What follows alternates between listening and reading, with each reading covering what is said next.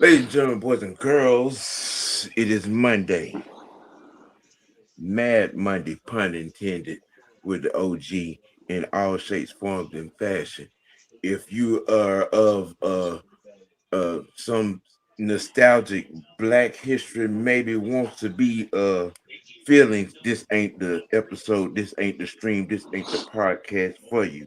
Because I have several kiss my ass moments I am going to procure to you all on said thought process. We have a many of things to get to today. Fallout from this weekend's divisional round playoffs. There have been some firings. There have been some dispositions. We're going to get to all of that. We're also going to be discussing our very own Atlanta Falcons and the moves and decisions and thereof. Um, and we will be also, get into and previewing and first looking at the national championship game that is going to go down tonight, as well as one of the many things that we will be assessing, processing, uh, digressing, breaking down, diagnosing, criticizing in all shapes, forms, and fashion. And yes, and this is gonna be on purpose. Yeah, there will be some AAU Jackson dialect as well. Um, but as I said to open up this rendition, as you can see scrolling across, it's Mad Monday, but today is gonna be a whole lot of Mr. White. Oh yeah.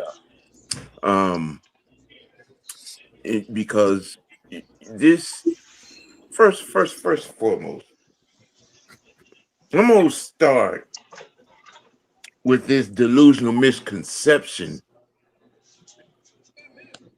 of a black man done wrong with the racial agenda. Yeah. A lot of you don't do research, can't spell research, can't see research. Yeah. So there may be some things that you know. There may be some things that you choose not to know. There may be things that you choose to omit on purpose just to get your black point across. Okay, that situation in Cleveland had a lot of moving parts to it. Now, one of those moving parts I divulged to you all over a month ago. Motherfucker. And this family feud of the McCarvers and Sanders, it didn't have any racial connotation to it.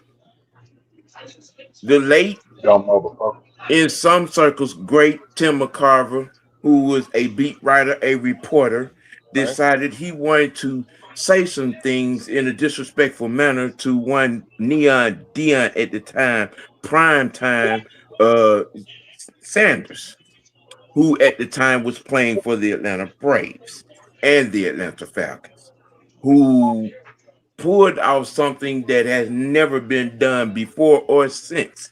He played in a full baseball game and a full NFL football game in the same 24 hours. It rubbed some people the wrong way. It got some people tied up in their insecurities, in the inability to do more than one thing at a time. Dion took it upon himself to give the man a cold shower, and it was on CBS during after said baseball game that he played in. This was a family feud. This was between the Sanders and the McCarvers. Now, what does this mean? Really into the present? Well, Kevin Stefanski is married to Tim McCarver's daughter. Mm-hmm. So a lot of what went on in Cleveland had some a percentage of the pie of disrespect to do with her. Wanting to exact some type of revenge through her husband on the son of Deion Sanders. It didn't have shit to do with color. It didn't have shit to do with race, ethnicity, or nothing. It was a fucking family feud. Over 30 some odd years old. Right. Okay. Now, when you choose to latch your black this, black that, and stand black on that, and then all this, that, and the other wagon to the situation to exact your stupid ass narrative, that's a you problem. That's not an Atlanta Falcon problem. It's about the dumbest piece of fucking bullshit I have heard, seen, and ever fucking read. Dumb motherfucker won't even research the 34th president of the United States, but they can research that. Dumb motherfucker. You I'm you sorry. you you you you you want to be mad with Matt Ryan for an uninvolved reason that really had nothing entirely to do with nothing. You wanted to be mad with Matt because once again he replaced another black man in a situation where that black man, what did you say, Don? Did it to yourself. Yep. Um, because Raheem No Dream did it to his fucking self. And in Well, some, I just yeah, found out. I'm sorry. Go ahead. you just found out what? Kevin Stefanski is not even married to Tim Carver's daughter.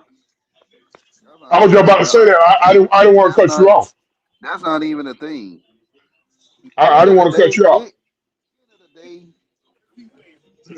as a coach, Huh?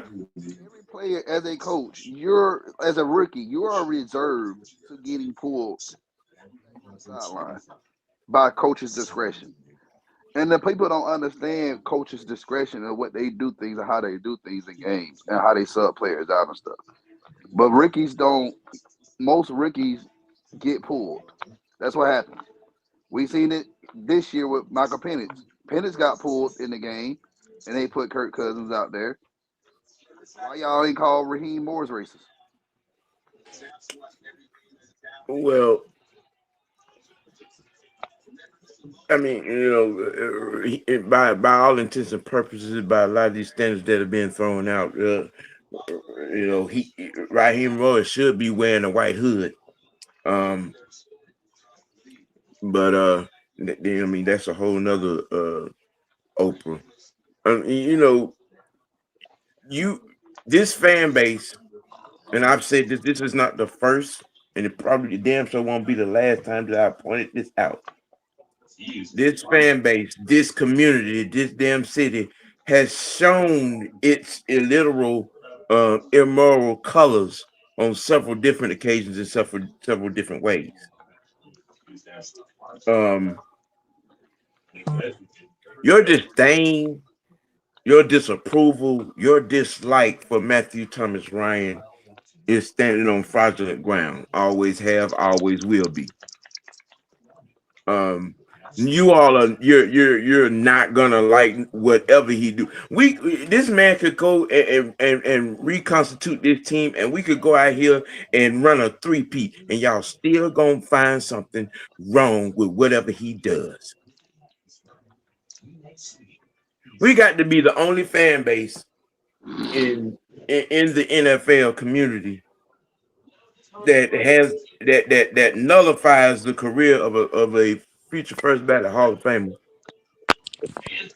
and raises the face of a guy that, for all intents and purposes, did absolutely nothing to help this team besides party as the face of this organization.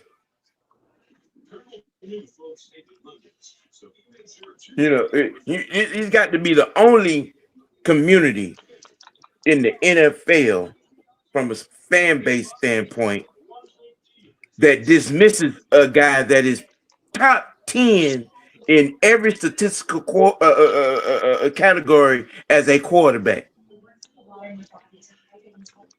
Yep.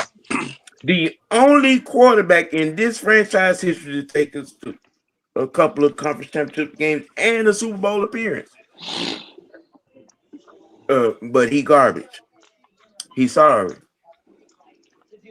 He couldn't carry the goddamn towel bucket that's full of towels that every player done wipe their nutsack on, according to this city.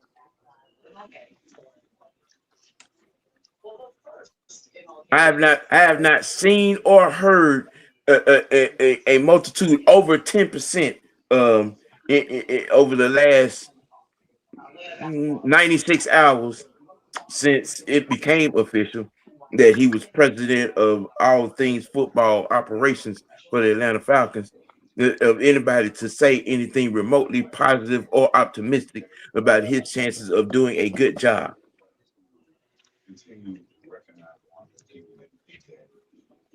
But y'all around here you using Raheem's as to wipe your nose with. Somebody that has a resume that says that they remotely resemble anything to tell you that he could even coach a goddamn Pee Wee League team. Mm-hmm. Okay, y'all want to attach y'all dumbass black this, black that fucking narrative to this coaching hire, and it's so far from it.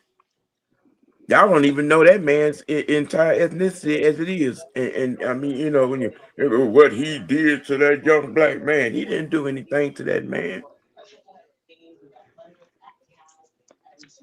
The man is still playing with the Browns. He's still on the contract. He's still getting paid.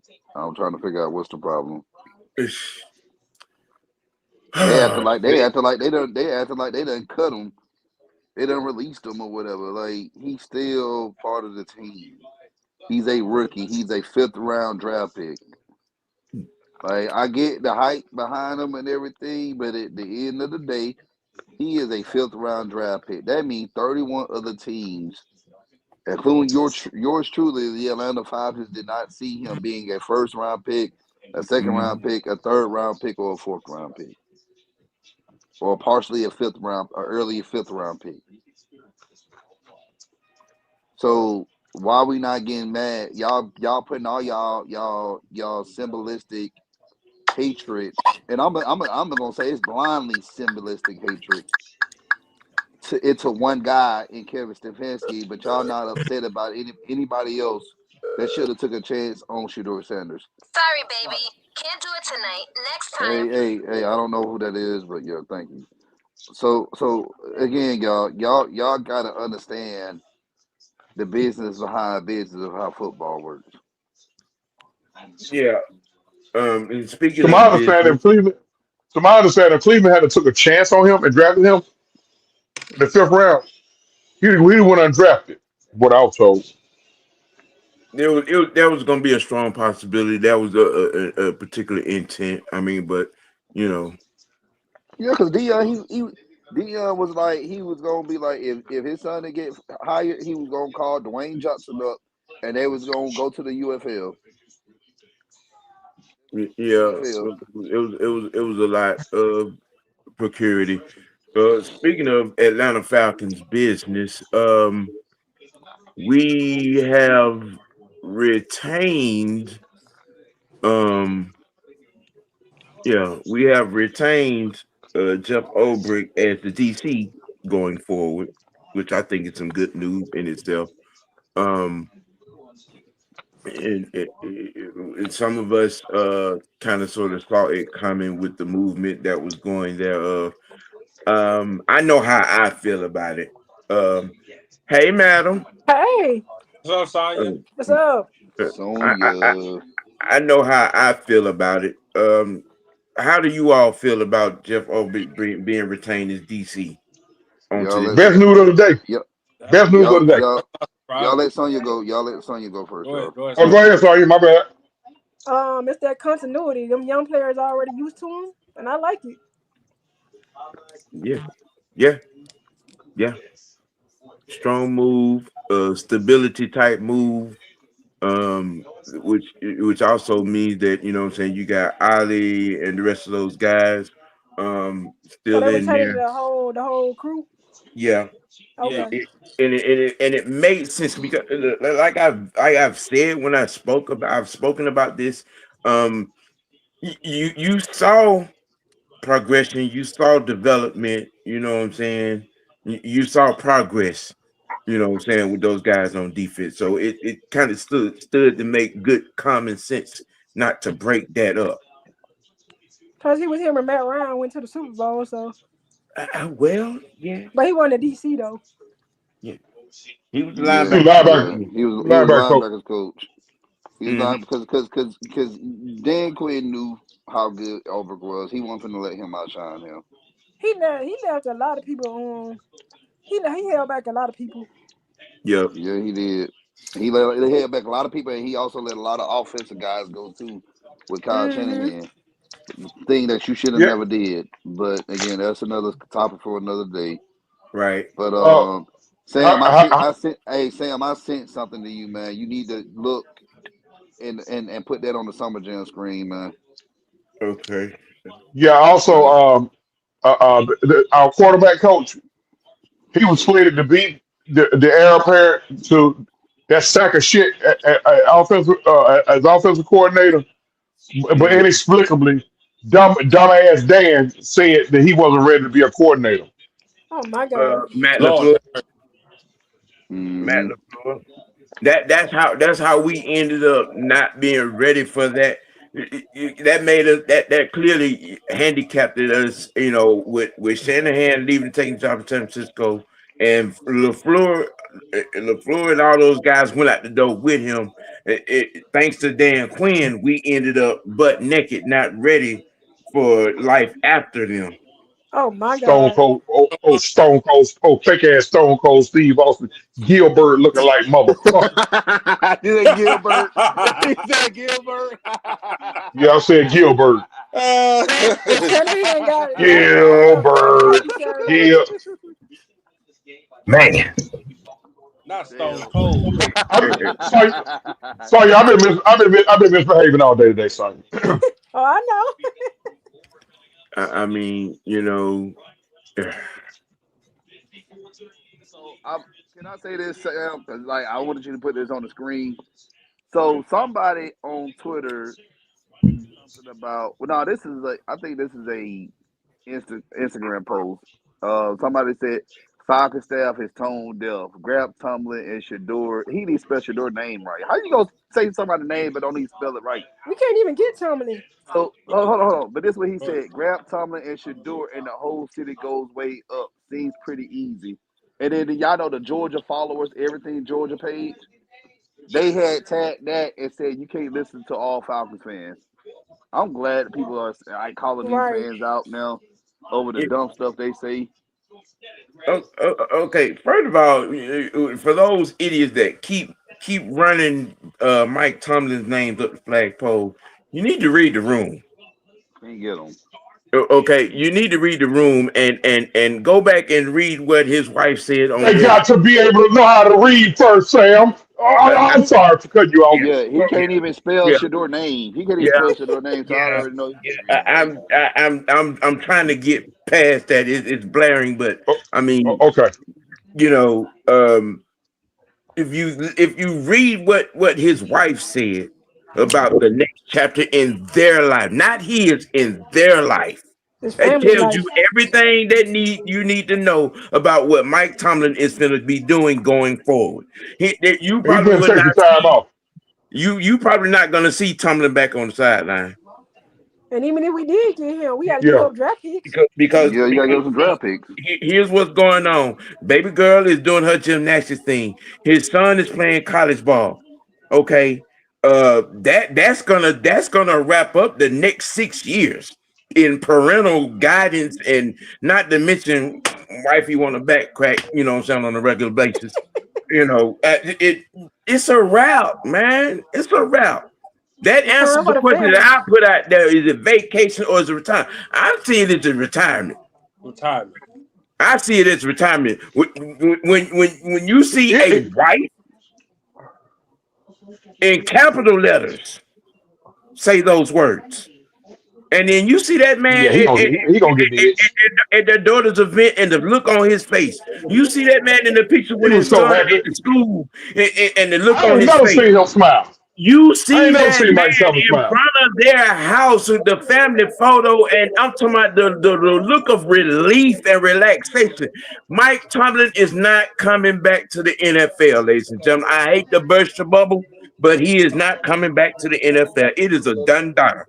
He learned the He'll right probably get way the from itch. Tom Brady too. He'll probably be out a couple of years to get the itch to come back. But in the foreseeable future, he's chilling. It's it's done. It's done. You got baby girl is making her run for the Olympics. The son is playing college ball. It's a wrap. Hey These Sam, are things that he's going to be present for. yeah. What school his son at?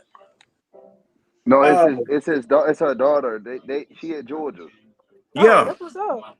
Mm-hmm. Gymnastics. She does gymnastics at Georgia. Oh yeah, they got the best gymnastics team out of SEC. Right. Yeah. Yeah. Yeah. Yeah. So Look, y'all playing a little fine with it to old truth. Old truth need to go down there and holler. your ass I'm get sorry. shot. You get shot. You She get grown. Tomlin might roll up on you. hey, Come hey. on, Mike. She grown. You want to with a real nigga, boy. Mm-mm, mm-mm, mm-mm, mm-mm, mm-mm. No, Tomlin look because like You he want could to beat with you a up, slick man. nigga. in that particular fashion, we already know what real nigga mean. And Wearing shirts. that has a lot of thongish type, you know what I'm saying, contour to it. Um, uh, speaking of thonging, Oh, I'm gonna go on and get this particular portion out the way because the Lamar Jackson prostitutes. Oh Lord. They be popping it. Um, first and foremost, nobody's giving Josh Allen a pass. Nobody's giving him a pass, including himself. Now, I would wager to ask the question: after any playoff loss that you have seen Lamar Jackson, have you seen him get up on the podium and take full accountability for a loss as a leader of a team? Never. I'll wait. Never. Never. I'll wait. Nope. He blame everybody Okay. else. Nope. Okay. So for all of those that have been running this narrative over the last 24 hours that Josh Allen don't get the smoke that Lamar Jackson gets for bullshit. Because when Kellen Moore got fired in Buffalo behind him, I can tell you for a fact, me and Mad Mike rode that boy ass for a solid month. I remember that. Okay. The year after the Super Bowl that Joe Burrow and the Cincinnati Bengals went to, and the year that Joe Burrow had that following year, we were on Joe Burrow's head. Mm-hmm. Okay, and it has been a foregone conclusion. None of us have considered Jalen Hurts to be a top 5 quarterback in this league. Okay, I can designate the at least once every 3 weeks or so. Mike Make a fucking layup. My fault, bro. reminds people that you know what I'm saying. Jalen Hurts is garbage. Mute myself. Okay, so some of y'all got to come to the forefront, and I'm my bad, money. Yeah, Ken Dorsey. Um, come to the forefront and explain. Okay, because by far this is Josh Allen's worst playoff performance. Period. It is, I think and they he need a new running owned it. back. And he owned it. He owned it. That's the one thing that he's getting credit for, owning it. He didn't shirk responsibility. He didn't throw no offensive coordinator up under the bus. He didn't jack the offensive line, the coach. He owned it. We cannot win with me playing like this. I can't turn the ball over 4 times and expect a positive outcome. But two of them was on the running back though. And Yeah, Cook did have some couple of turnovers. Yep. yeah, could that they did, but for the Lamar Jackson prostitutes out here, look, y'all need to keep that energy, bro. We've been keeping the energy. The thing is, Lamar Jackson on a regular basis stay goddamn getting that energy. Whoever take that job, I'm finna laugh. Stay getting that energy. He ain't accountable. He ain't no fucking leader. And I'm all playoff losses that he has. He's turned the ball over 2 times or more in each one of them. But yet, all of those on the big networks, on the high profile podcasts, out here trying to throw everybody else up under the bus except the guy that's the common denominator of why they have not been successful over the last 8 years. I'm sorry, I hate even damn repeating it. But damn it, when you are on an offense that is top 5 or better, a goddamn special team that is top 6 or better, with a defense that is top 9 or fucking better for 8 years running, and you can't get past the fucking wild card of divisional, what the fuck is there to talk about? When you know you're losing the debate is fucking lost. It is over with. That horse is dead. Okay. It is dead. Y'all still walking on goddamn MVPs. He won 7 fucking years ago, and then with the one of them, he had a first round by #1 overall seed, and let Tennessee come in your fucking house and dog walk you. And the reason why goddamn Mike Vrabel got a coaching job in this league right now. Y'all nail fucking coughing fucking dirt. Hey Sam, speaking of Mike Vrabel. So everybody kept saying about Stefanski, about him not being a good coach. He didn't do well in the playoffs. He had to lose. Vrabel did the same thing in Tennessee. Yep. And the Patriots hired him, and he's in the AFC Championship game. See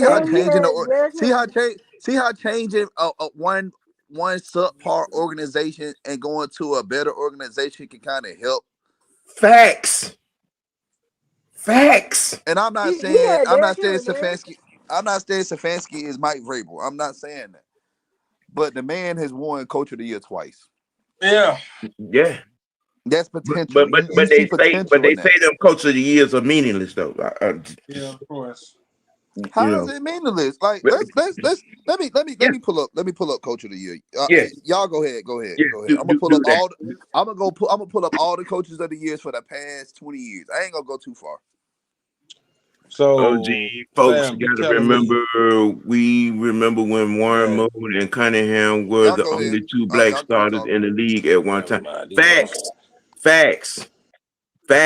Those are facts, Jerome. Those are straight up facts. I'm just saying. The Lamar Jackson throat babies out here trying to throw parades over turnovers in which your guys turned the ball over, lost games. Okay, lost games in the snow. But look again, Brock Purdy, Jared Goff, Jalen Hurts, Joe Burrow, okay, have all been to Super Bowls, and you're on a team that has been routinely built better than all of those. What the fuck is your motherfucking excuse? Ain't none.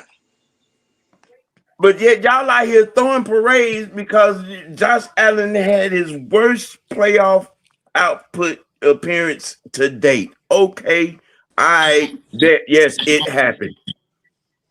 It happened. And he's been held accountable for it. He's held himself accountable for it. Unlike y'all guys who shirks responsibility has gotten a couple of coordinators fired, has had receivers leaving the team in droves over the span of 7 years because they can't get no money playing with him. The bar is on the ground when it comes to Lamar, but the bar is in the air when it comes to everybody else. Now, I digress. What the hell? Why does it keep going out? I digress. Um, we saw some bonehead shit last night. Um, Ben Johnson and Miss Thing Jr., as Matt might like to call him, pulled some bonehead moves in overtime on last night. Um, that play call was bonehead, and the pass thrown was bonehead. Yep. All right, They, I'm ready for the list. If y'all ready for me to Yeah, bring them yeah. out. Go ahead, Don. So here's all the NFL AP Coach of the Year winners since 2000. So in 2000, you had Jim Haslett from New Orleans Saints. Yeah, Okay, we for what he did with that team in New Orleans, and they actually did win the wild card round. Okay, that was deserving.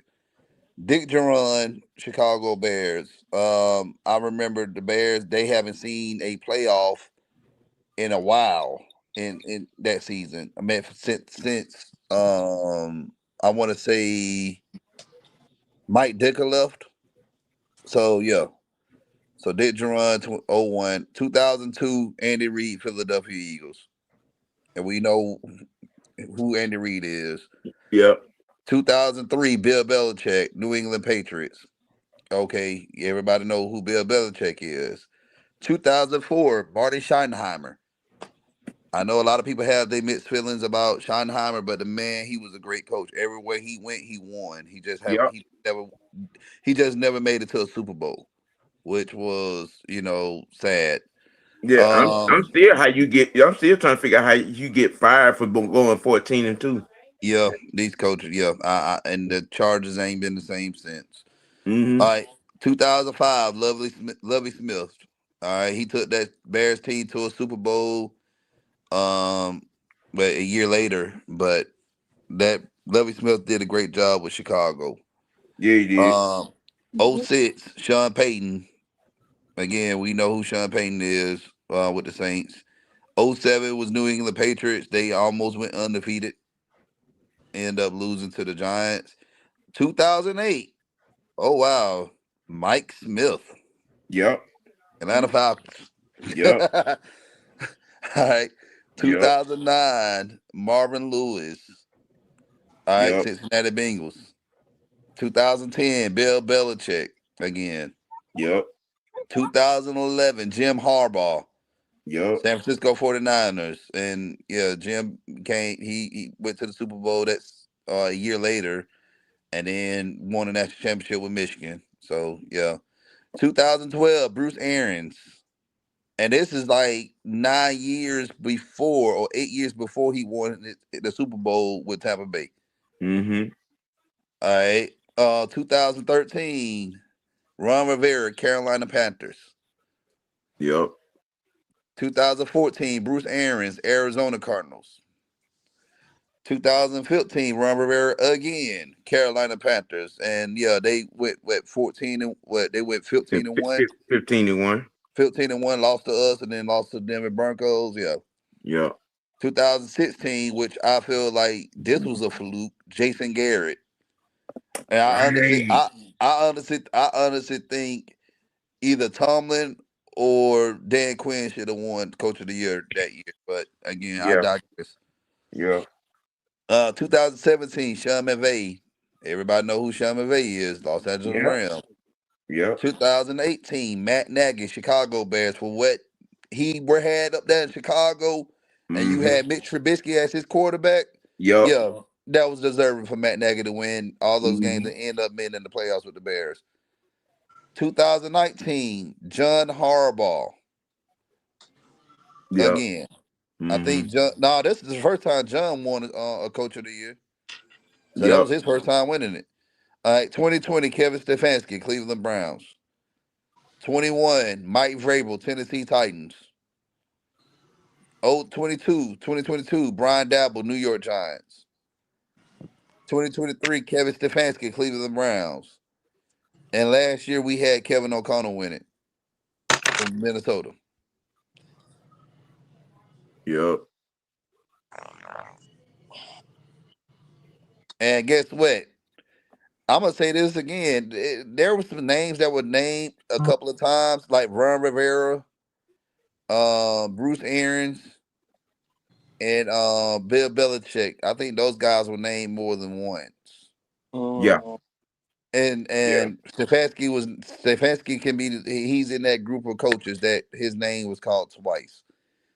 Hell, Andy Reid only won it once. Mm-hmm.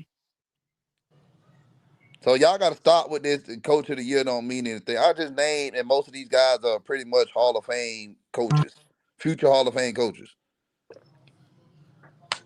Stefanski took a Baker Mayfield led Browns team to the playoffs, and he took a discarded Joe Flacco led Browns team to the Yep. playoffs. Coach of the year both years. Now, if you want to sit there and try to come up with excuses to try to demean or dismiss that, again, that's a you problem, and your football IQ is showing horribly, horribly low. Freshman, Yes, sir. how you How doing you there, doing sir? there, sir? Good, good, good, good. Highly favored and blessed.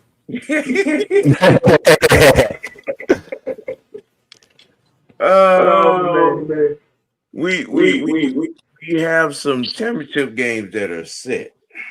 Mm-hmm. Um, we had some debacles and some what the fuck moments on yesterday. And it One felt good to see Shanahan get his ass whooped. I- we gonna get to that for all those that So when he gonna get fired? Shit, he need to be fired by now. Right. because I got some conversation and questions about that too. I probably heard me ask the question. But Ben Johnson and Caleb Williams on last night in overtime. Bonehead call, bonehead play attempt. I knew that was coming though. He was gonna throw an INT. The play call in itself, why would you throw the ball? Why would you call a pass play and then from Caleb? Why would you throw that pass? He was going down. You was going down the field. Both On of the them, passes. both of them was on the wrong page. Yes, DJ Moore. you had no business calling the pass play right there. Yeah, You yeah. had no business trying to make that throw. Blown chance, blown opportunities, shooting to it was a cheddar bob moment, shooting yourself in the foot. You know, on a scale of 1 to 10, how high is this what the fuck moment? A 10. A 10.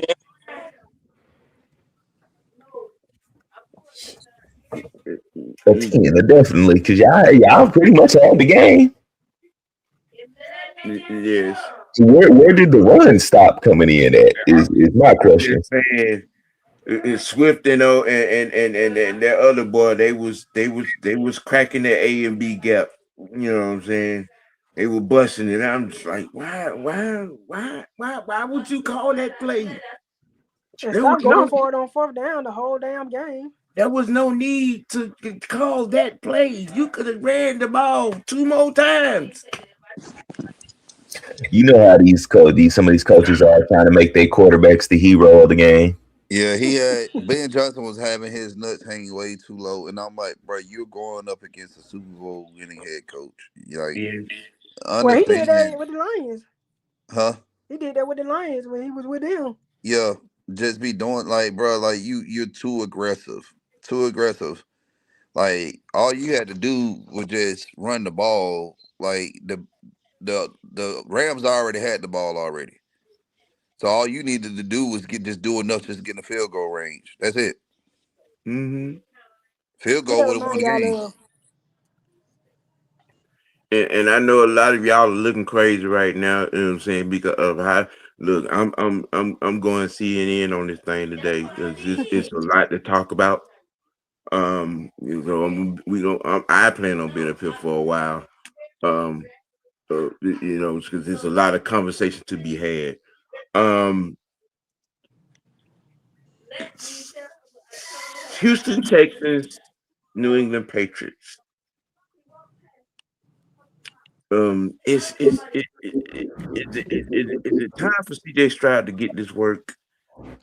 Um, CJ in the uh, snow? I mean, are we? What are we missing with CJ? Because I feel like he's kind of under the radar. Got a pass. You know what I'm saying, for you know some of these losses.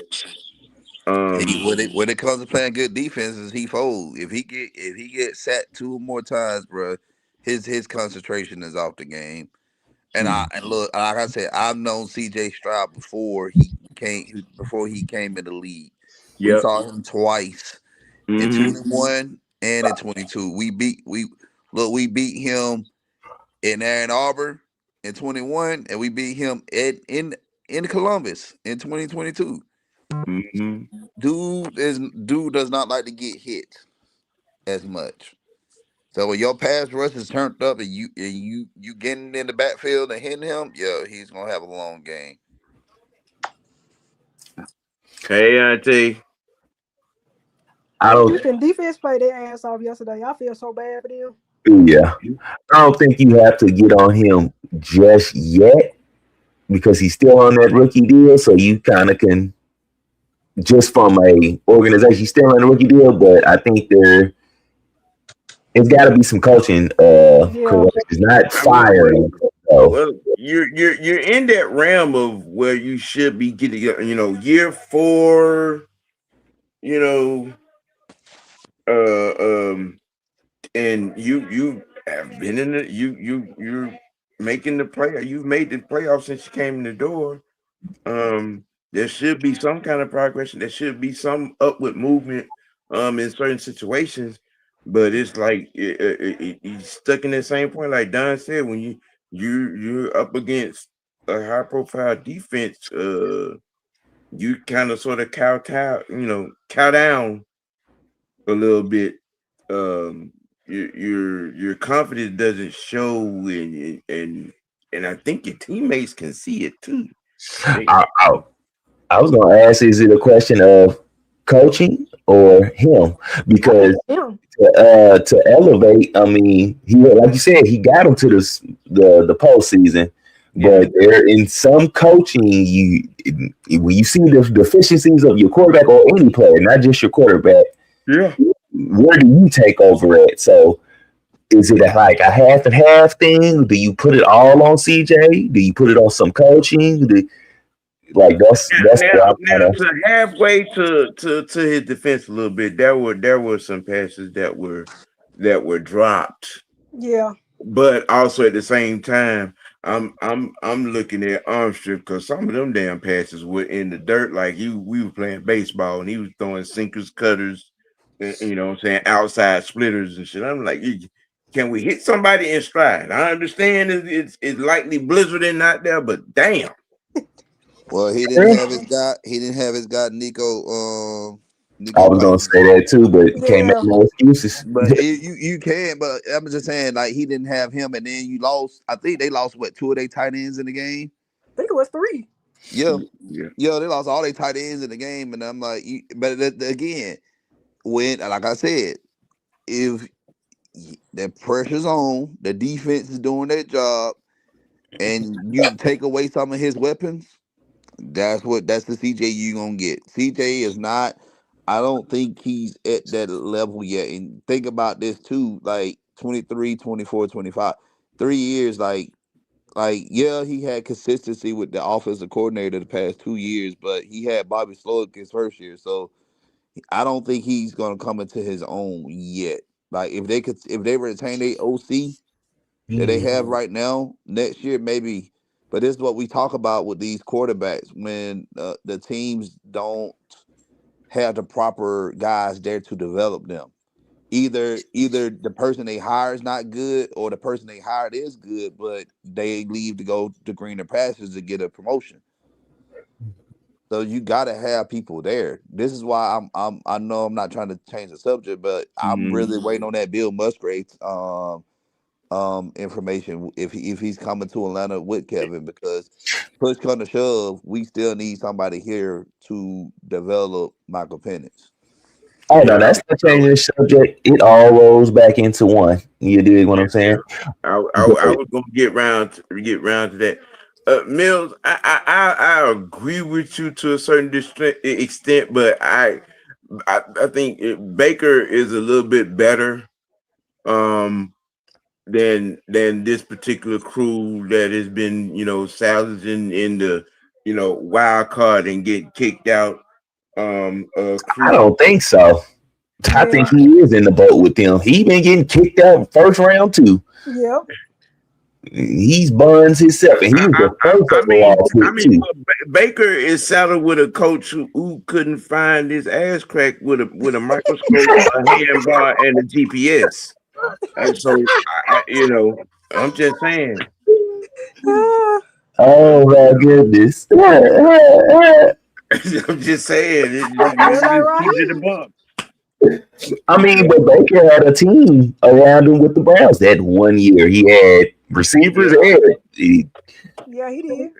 and a and defense. I don't know. the Hindenburg over there in Cleveland, how it went down. It was just all kinds of I bad think Pittsburgh. after their playoff berth. Drake Kevin Mhm. May just need to has he been been having Mike been funding out so long issues both this years. playoff. He better tighten that up. Yeah. But I mean, but one thing I will say about that situation there, when something bad happens, I noticed that Vrabel is quick to turn around and hand the ball off. Yep. Yes, he Yeah, makes he did. adjustments. Yep. Adjustment. I noticed that real quick about Drake. When there's a misstep on the play or something like a interception happens or something, they turn around and run the ball 2-3 times. Everybody settle down. All right. Mm-hmm. So we didn't even so this is another thing. So in the AFC Championship game, you're gonna have two quarterbacks going off against each other. That's 2 years. This is their second year in the league with Drake Mm-hmm. May and Bo Nix. Bo out. Oh, Nix is out. He Well, broke Bo his. Nix is out. Jared He's Stidham. out. Oh yeah, Yeah. and then Jared used to play for the. Oh yeah, I forgot Bo Nix is hurt. But Jared used yeah, to play for the Patriots too. yeah, Wow. Yep. Yeah. yeah. Yeah, Sean Payton pulled that off Sunday. I'll be like, damn. This is what I keep saying, and I get it. The Patriots, they looking like the evil empire's back type of thing going on, but that dude over there in Denver named Sean Payton. Yeah, you can't count him out, man. You can't That count him that out. damn Sean Payton. We stared this man in the face twice a year for 11 Mm-hmm. straight damn years. Okay, look, he can. You talking about somebody that can dial up a game plan? He can do it. Okay, um, shoot. Now I will say this because it could be a conspiracy thing. Mm-hmm. It's funny that the Patriots are doing better this year, and we know Vrabel is a good coach, Mm-hmm. but everybody keep forgetting it's America's 250th anniversary. Yep, it is. The last time the Patriots won, the first time the Patriots won the Super Bowl was right after 9/11. Oh my God. Yep, you're right. So it could look they could be throwing the Patriots I in our can't face Yeah, they again. might be stand trying to your give it to ass. We Americans, little American team. Yeah. I can't I'm just saying though. It might be a setup. Look, they're sponsoring America 250. They've Mm, been saying that they've been saying that all year long, all season long. mm. And they got the colors. Yep. Might be a setup. Hey, I won't be shocked. Well, you know what Roger did there. That Money, anything is what you possible. mean disrespect? I mean, look, they are twins from another mother. They do some of the same shit. I'm just saying. They just distant cousins. I'm Step surprised brothers, Tom Brady not in on that shit. step brothers with the same daddy. Dale better not get in my face. You're right. I want that motherfucker. But listen, look, Sean Payton is another one that would lie, cheat, and steal to win the championship. I'm just saying. Damn, that's what we need. Hey, look, listen, now, and I am not. I don't feel any kind of negative way about this guy that we hired. We're gonna get into that here in a little bit. No, well, But maybe his wife need to come down here. Maybe she could help us cheat in. I can't. Hey, man, with the conference championship game set as to what they are, you got some issues in both games. Yeah. You got some issues in both games, some injury issues in both games. I saw Seattle running back out. Yeah. Yes. 6-man. What's happening? What's happening? What's happening? What's going on? You on break or you done broke out of there? I done broke out of jail, y'all. Okay. Is there a reward? Yeah. I told the warden to kiss my ass. How about that? Yeah. No, you might not want to say that too loud. You do have a Kirk Cousins around. Bullshit. We're too loud. We're kind of look. As much as they ask me to do whatever, everything to save their asses, we'll be all right. We kind of in the conversation of, you know what I'm saying, giving critical analysis of those that shot themselves in the foot over the weekend. Quarterback and coaches, Ben and Caleb, in that game, CJ Stroud in his game. Oh God. What is your thought and takes on both situations in the narrative going that is going and is going forward with both those quarterbacks? They got that, like you said, it's a learning curve for them. Like you said, the stage is a lot different in the playoffs now. Yes. Mm-hmm. These are two young quarterbacks, like you said, CJ Stroud and Caleb. They have to learn in aspects that your leadership of this team is what's going to propel you to the big game. Facts. Mm-hmm. As far as Josh Allen, you know better. But that goes back to the quote unquote narrative of you have to have an elite quarterback to win the Super Bowl. No, the hell you don't. Right. You gotta have a football team to win a Super Bowl. Mm-hmm. And it's funny that Patrick Mahomes, who is the elite quarterback that everybody hates, is the only elite quarterback in that group, is the one that got rings. Yep. Right. Now, let's reset the narrative, if you will, on this particular situation with no Patrick, because this is the trending topic this morning on all the big stations. You know what I'm saying? Everybody wants to drag Josh Allen in lieu of shining the perspective that no one gets the Lamar Jackson treatment other than Lamar Jackson, which is false. That's bullshit. With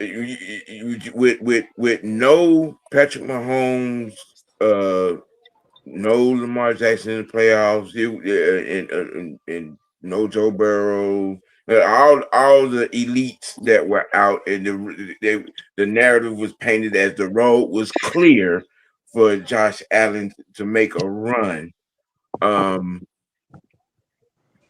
In lieu of the 4 turnovers, like I said, nobody's absolving him of his 4 turnovers, including himself.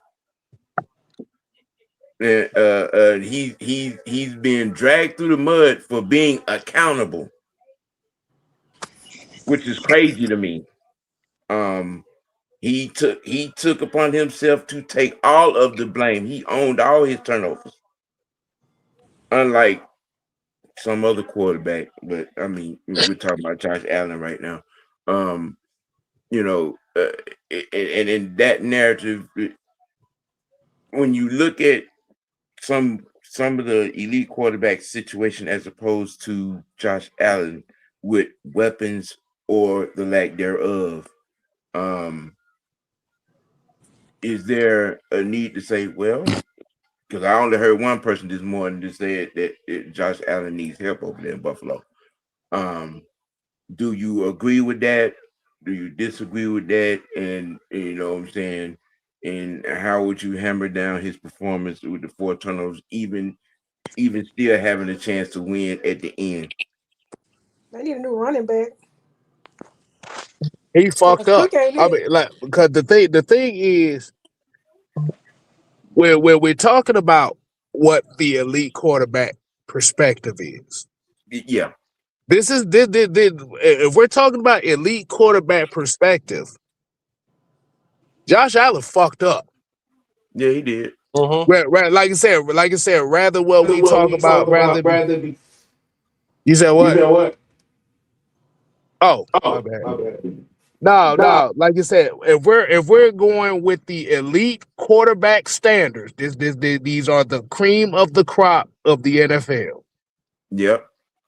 Josh Allen has to take that mantle at that point where he's the lone guy in that tier in itself that's in there. See, the thing about it with the narrative of the public football media is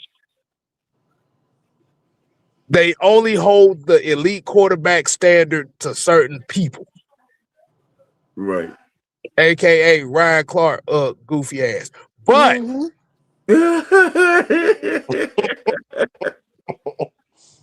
that's some bitch Ryan Clark would tell you that a pothole was the reason why Lamar Jackson didn't win a goddamn game. Facts. Oh my God. A house could burn That down. He said, "No, that motherfucker was sitting there when Lamar Jackson didn't make the playoffs. That motherfucker Ryan Clark was sitting there crying in the rain, talking about you got it bad. When it's on the suit, hang up and you call right back. But right. when you're in the elite quarterback tier, regardless on if you need weapons or not, you have to prepare. This is what we heard. This is what we've heard as Atlanta Falcon fans for damn near 20 years now. Can you say that could be true? Well, yeah.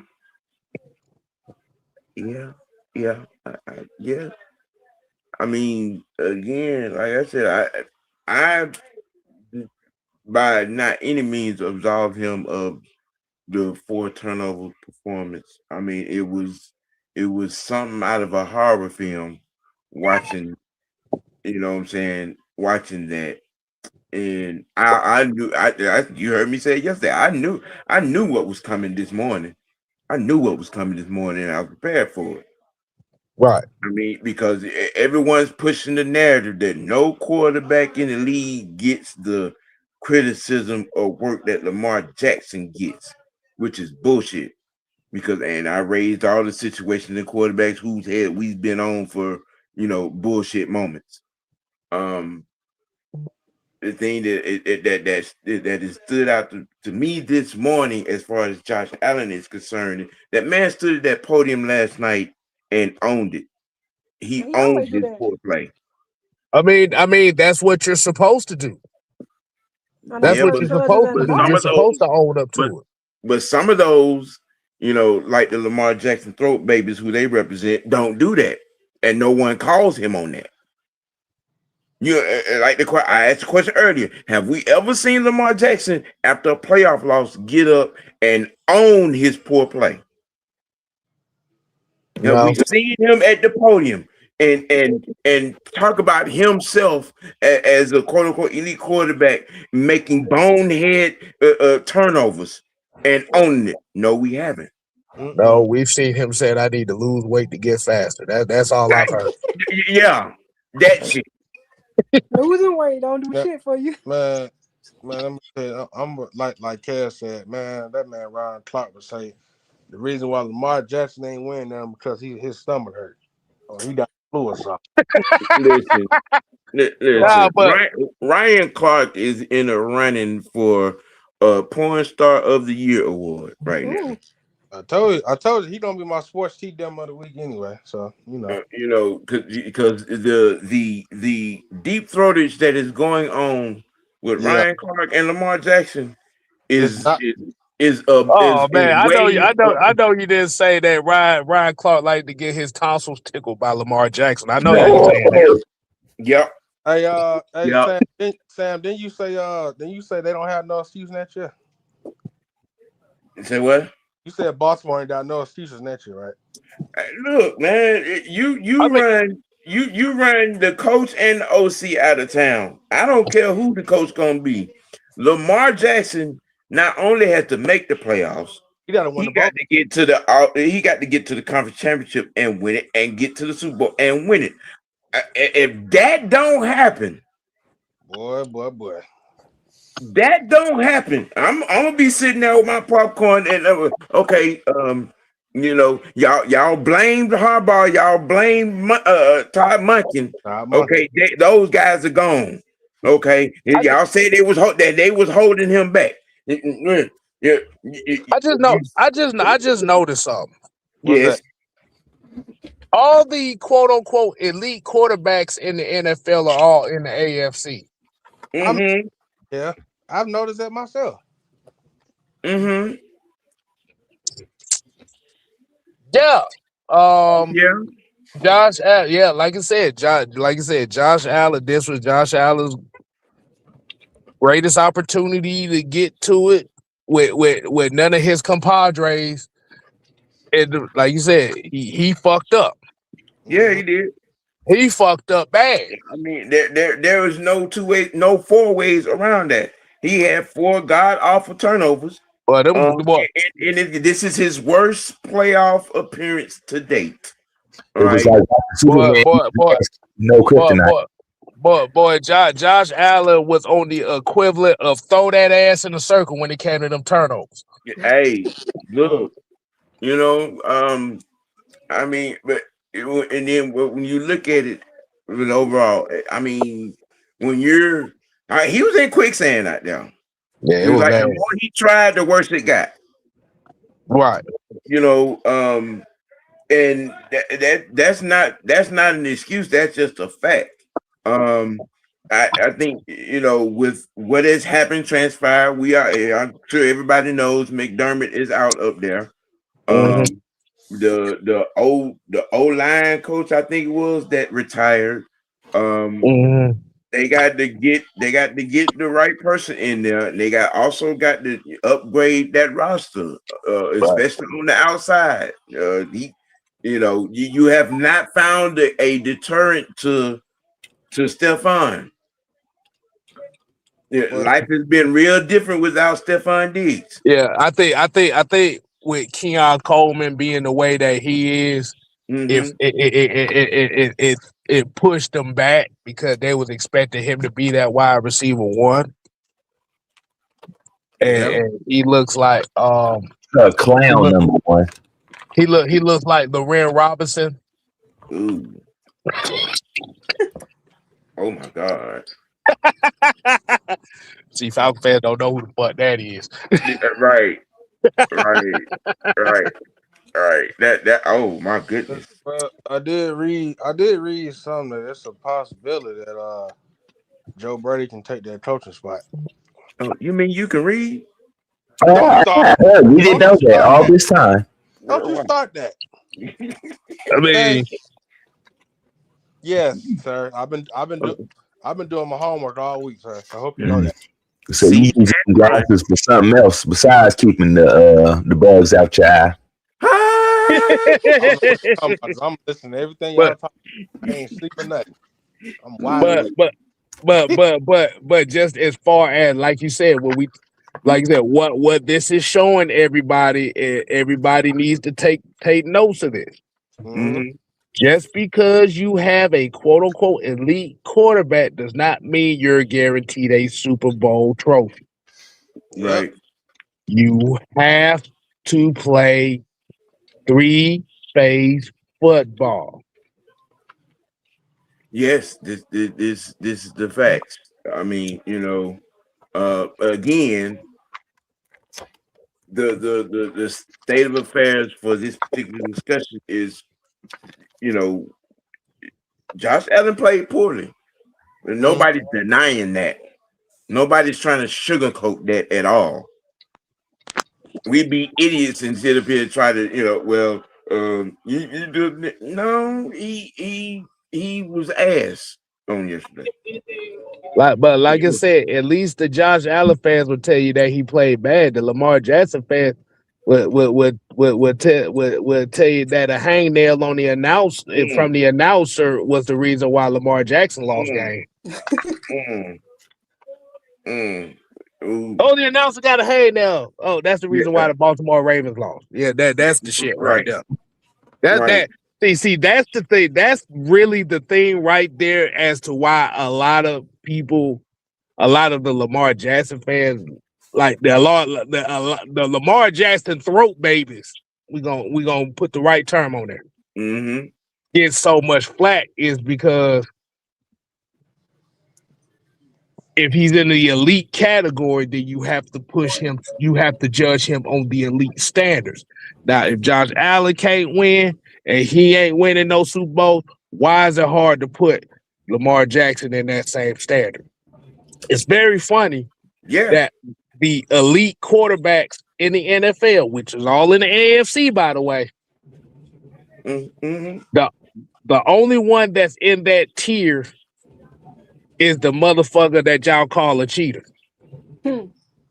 But The, but the other ones can't get to the Super Bowl. the one thing that the Lamar Jackson throat babies will remember about the their their they're blaming the kicker for their season ended early. Never mind the first half of that game when the defense had their foot on Aaron Rodgers' neck and you couldn't put up nothing but one touchdown And out of eight possessions. like I said, elite quarterback, elite responsibilities. If the team loses, it's your fault. Yeah, Because if the team wins, it's because of you. If the team loses, it's because of you. That is the quote unquote elite standard that was set by football fans in the NFL. And that goes for Lamar Jackson, that goes for Joe Burrow, that goes for Josh Allen, that goes for Patrick Mahomes. That's really it. Y'all stop trying to sneak Matthew Stafford in there. Stop it. Stafford ain't in there. Stafford ain't in there. He's playing well this year, but he ain't in there. Right. Stop it. Mm-hmm. Lam- I mean, yeah. Yeah. Ski said Shannon Sharp and Ocho said Lamar needs help. They did a video last week ago. But when Josh lost, they said it was Josh's fault the Bills lost. Ocho makes Lamar Jackson feel like and that's the problem right there. Yep. You can't tell everybody else that they lost, that when they lose it's their fault, but when he loses it's everybody else's fault. This is why you got somebody like Sam coming at these Lamar throat babies necks like this. It's because of a comment like that. It's that shit right there. You got a guy that is the quarterback of a team whose offensive rankings have been top 5, top 4, top 2, top overall 3 times, but he needs help. Okay, you got a guy that's on a team where special teams has been top 6 or better 8 out of the last 9 years. You got a guy that's quarterback of a team that whose defense has been top 9, top 10 or better 8 out of the last 9 years. Okay, let me ask you something. The Philadelphia Eagles, both teams that went to the Super Bowl, would you think those teams are better than any one of the teams that the Ravens have had over the last 8 years? Because the numbers would tell you no. Okay, literally built the same exact way. So that 49ers team with Big Purdy that went to the Super Bowl. Would you say that team is built better than that highly ranked Baltimore team? No, same thing. Built the same. Yeah. Okay, but yet I'm just saying, y'all doing all this talking, but a guy like Brock Purdy, Jared Goff, Jalen Hurts twice, Joe Burrow. You know what I'm saying? Right. Jared Goff and Brock Purdy have been to a Super Bowl and you haven't. And every team you've had over the last 8 years is better than either one of those teams. And just to reiterate that, I just want to get everybody else thoughts on it. Doesn't it seem like all the second tier quarterbacks seem to be making it to the big game before the first tier guys? Yep. It's team first. Yep, team first. Because that's a conversation that really needs to be had. Why is it all the quote unquote second and third tier guys playing in Super Bowls before the first tier guys outside of Patrick Mahomes? Thanks. Yeah, I want to get everybody's thoughts on that. For me, it's the coach putting the team around those guys and not spending all their cap to pay one person. Majority of them is getting these super big deals and not worried about the team around them, and then wonder why they don't have no kind of help, no nothing to get them where they need to be, and then get talked about by everybody. It's like, bro, y'all worried about y'all pockets versus the team. That's my opinion on it. Because even if we talk about Jalen Hurts and the deal that he got, the Philadelphia Eagles have an identity, and they stick to that identity, and they know how to build through that identity. Jalen Hurts, who's not even regarded as a top 15 quarterback in this league, has been to two Super Bowls And won one. Okay. And the Ravens and the Eagles are built exactly alike. Uh-huh. There you go. Exactly alike. Okay, I'm just trying to understand, and then when you dig off into the numbers, the rankings in each phase. No. Hold on, Sam. Let me correct Millie Mills on here. I didn't say second or third year guys. I said second and third tier quarterbacks. Look at Sam Darnold. He might be going to the Super Bowl. Who? Second and third tier I've quarterbacks. been wagering that conversation.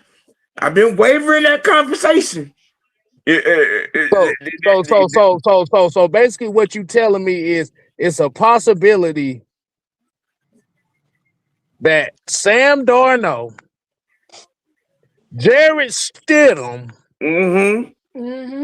Drake May, Mm-hmm. and who's the other team in the NFC? Yeah, Matthew Stafford will be the 4 quarterback. Yeah. So you telling me is it possible that Jarrett Stidham, Sam Darnold could meet the Super Bowl? yeah. have more Super Bowl appearances than Josh Allen and Lamar Jackson? That makes sense. Hey, look. And I've been kind of sort of trying to put the conversation a little bit, but I mean because it's the blaring common denominator. Because last year that Minnesota defense gave up the ghost in that game on that for that loss. Okay, number they went 14-3. All right, they some idiot in that front office decided not to offer Sam Darnold an extension. He slides over here to Seattle, and what's Seattle record? Yeah, 14-3. 14-3. I'm just saying. You have a possibility to see a Super Bowl that has either Drake May, Sam Darnold, or Jarrett Stidham as a starter in the Super Bowl. Yeah. He been around and let me go. Let me ask the question again. And Millie, you good on that? So, does elite quarterback guarantees Super Bowl wins in today's NFL? Nope. Well, you could ask Trent Dilfer that question. You could ask Jeff George that question. You could ask Nick Foles that question. Jalen Hurts, Jared Goff, Jalen Hurts, Brock Purdy. Well, Rex didn't win, but he went to the Super Bowl. Yeah. I kind of added to the going to the Super Bowl part to it. Yeah, you know, I'm just.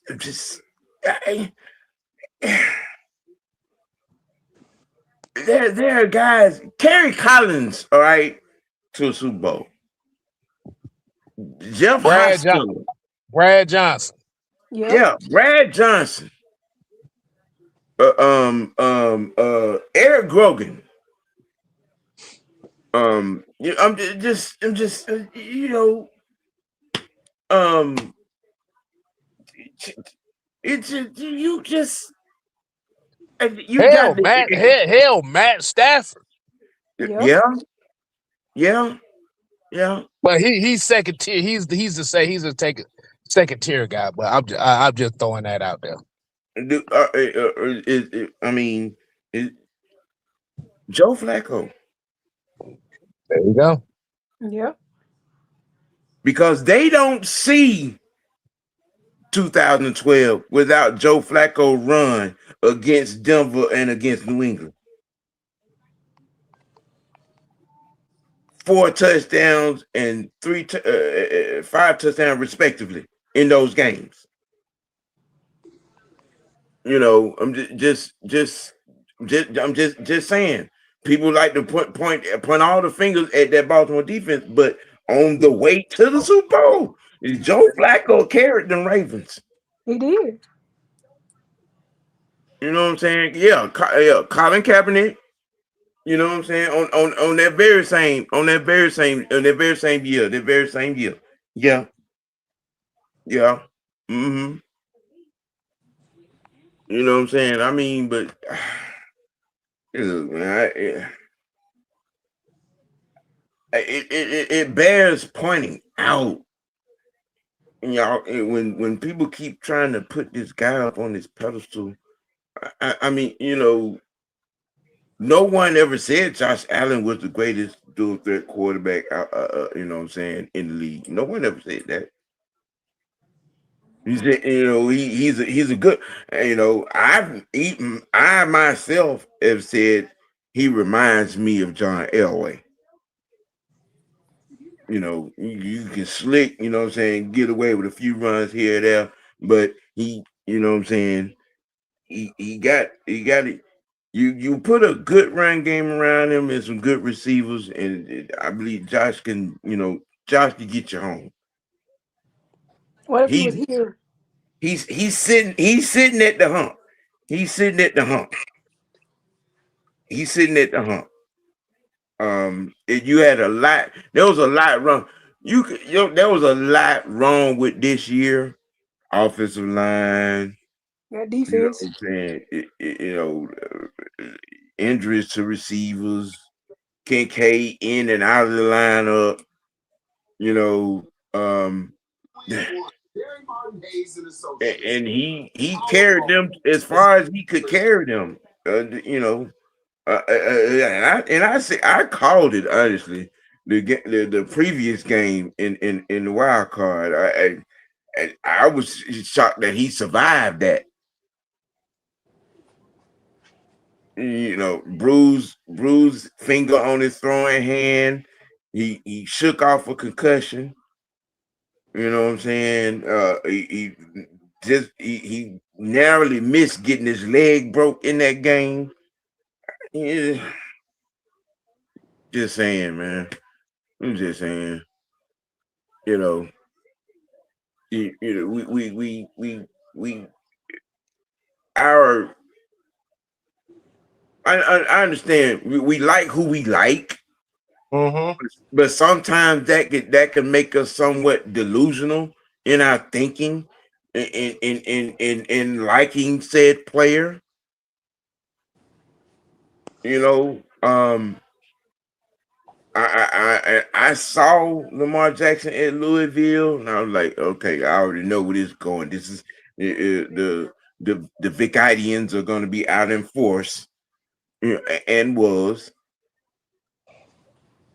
You get back-to-back MVPs, and that's their calling card for this cat. Okay, you got two running back trophies,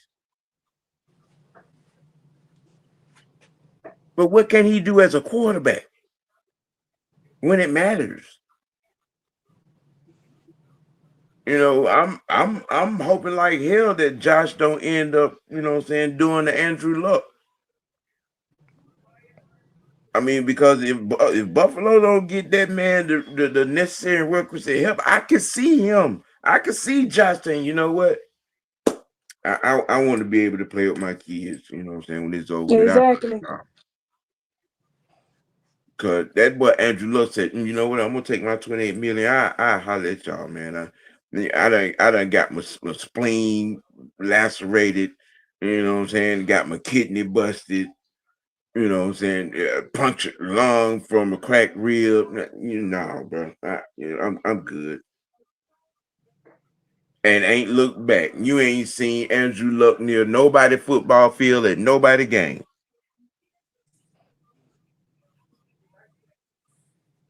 You know, you again, not absolving him of his performance. I'm just more so pointing at the accountability and Mm-hmm. owning it. You know what I'm saying? That's the difference. I don't know about anybody else. I ain't never seen Lamar Jackson step up to the podium after a playoff loss and own his part in the loss. Not now time. Hell, in that loss to damn Tennessee after that MVP, he pulled the cam. He wouldn't even speak to the media. I mean, but we swept that up under the rug. But hey, it is what it is on that. Um, here on the home front,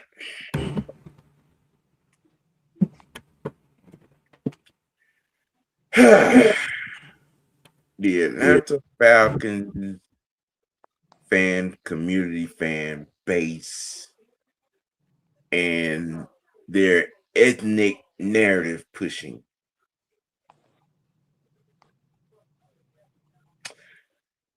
Making this situation about race. Oh, MLK Day. Yeah. Yeah.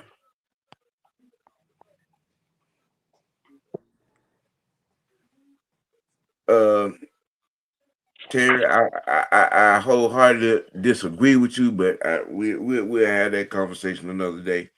Um, I'm just gonna say I disagree.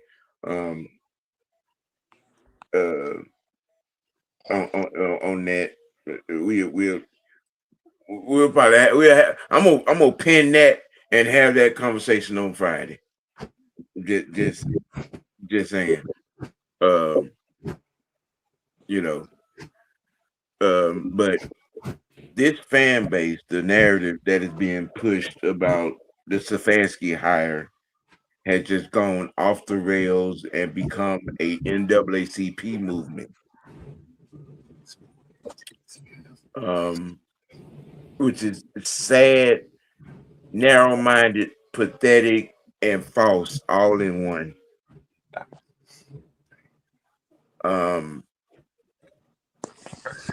If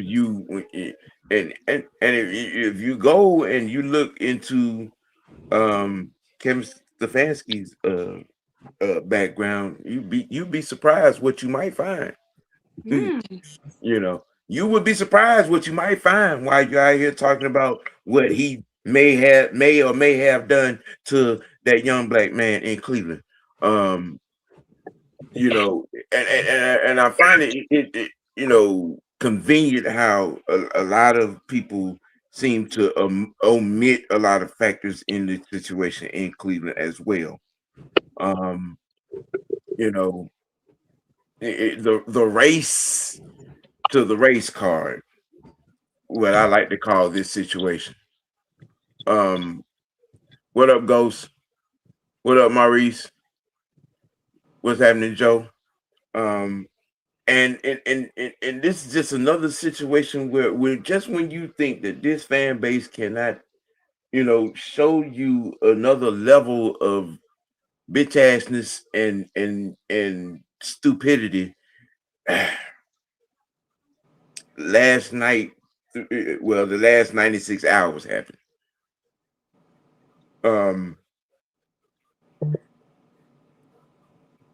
And shit, damn 96 hours, the last 24 hours. I mean, well, I'm counting when Matt was officially, what I'm saying, announced to now. That's why I'm saying 96, because a lot of this, it also ties Matt in, because we already know what the black community feels about Matt Ryan. Exactly. You know what I'm saying? I had a dream, when I was young, that I could go in Fulton County Stadium and see a Falcon game, and was able to go and sit anywhere. I had a dream that I wanted to see my Grits Blitz Falcons beat the Dallas Cowboys, but we didn't. I had a dream too, but it had nothing to do with the color of who, what, when, where, and how. Even though our owner at the time was a racist piece of shit, and we all knew it. Mm-hmm. Now, if you're talking about that guy, you might have a point, but this 6'5", 235, probably 240 pound, with his dad by it now, gentleman who is now Mr. Falcon, aka El Presidente, if "fuck you" was a picture, Oh man. Matt Ryan standing there with Kevin Stefanski and Arthur Blank was it. Um, and if you understand the business of football, you have to understand a couple of things. Okay. Now, what if what if Mr. Ryan had decided to say, well, you know what, we're gonna wait on QBA, and you know whenever their season, whatever their season ends, QBA decided to say, well, you know, no, I'm gonna stay over here in Seattle because I got a little something going on, and I think we could probably rent off a couple. Then we And, would have been cool. we're stuck sitting here. Okay, now what are we gonna do at head coach? Okay, you know, because no one and then I see a lot of people, throwing in, saying McDermott. Nobody knew. We don't know if anybody knew that Buffalo was gonna fire that man, after this loss. Um, but who's to say if the McDermott would have been is a fit, you know, for what we got going on or want to have going on here? Who's to know what that man would have probably asked for? Had the situation rolled that way. He may would have asked for the same kind of shit that John Harbaugh was asking for. Do you think? Do you in your honest heart of hearts, mind of mind? Do you honestly think that Arthur Blank would give any coach $20 million a year? Hell no. Bullshit. You know, Mills, right there with you. You know what I'm saying? I got a dream too. I mean, right along those lines. Pull up to the right store and get a 6-pack of Quit Your Bitch, and a gallon of Shut the Fuck Up. And this notion, I mean, you're finding everything. This notion that, and we started out discussing this, and Don, made some good points. When we was talking about his two, what I'm saying, coaches of the year awards that this fan base is deeming as meaningless. I've seen that in a lot of conversations as well. But this higher art, y'all standing on, well, it is pathetic, and it is just disrespectful to hire racist Stefanski because of what he did. I mean, again, if you did your research on Kevin Stefanski, you'd be surprised what you might find in his background before you go to calling him a racist. Just saying. I myself think it was a good hire. What another guy that probably played that played the game or gets paid, what I'm saying, to sit on ESPN and talk. I give a damn about what they say or think. I could I and don't get me wrong. I like what Cam been doing on his podcast and whatnot, but he can go play in traffic with the What's the shit he one said. thing that held us back last year? With the shit he said about Matt and the shit he said about this hire, you can go play in traffic. With that shit. The one thing I find very interesting about is you didn't hear anything about Stefanski being racist until Shador Sanders showed up. Mm. Yeah. And like I said, there was a lot of moving parts to that situation, which included ownership, and maybe some other officials behind the scenes, and also his wife. You know, you know what I'm saying. So you in so many factors, his hands were tied in a lot of shit that was going on over there. But that's over there. Not here. That's over there. I mean, when you look at okay, we're bringing in one of the greater offensive line coaches in Callahan to this staff. With nobody seem to be discussing that. But is it Musgrave seems to be on his way. Um, I'm itching to see who they're gonna bring in as receivers coach myself. Mm. I'm itching on that and tight ends coach. Um, you know, with Callahan coming in, what are we feeling like right now so far? What are we feeling like? I'm good. I'm just waiting to see. I'm more so waiting to see who we all retain. I still want to see a couple other coaches retain, like Nate Ollie and Well, the defensive staff is It's set. it's set. well then, yeah, like you said, receivers We're coach. keeping OGBigsam, so it stands to reason that he's getting to keep his whole staff. Okay.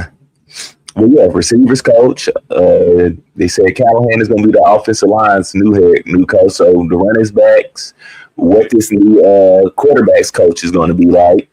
Well, we saying Musgraves, but we don't know for sure. So that's what all I'm interested in. I want to see who more so brings in. Passing game coordinator. Yeah. Oh, this, yeah. Run game coordinator. Still need one of them. So, like you said, bro, and we like I said, we still gotta get a GM. It's a lot. It's a lot. It's a lot. oh, I mean, I think with the Bears lost last night, Yeah. Yeah. we'll be getting our GM here in the next couple of days. Mm-hmm.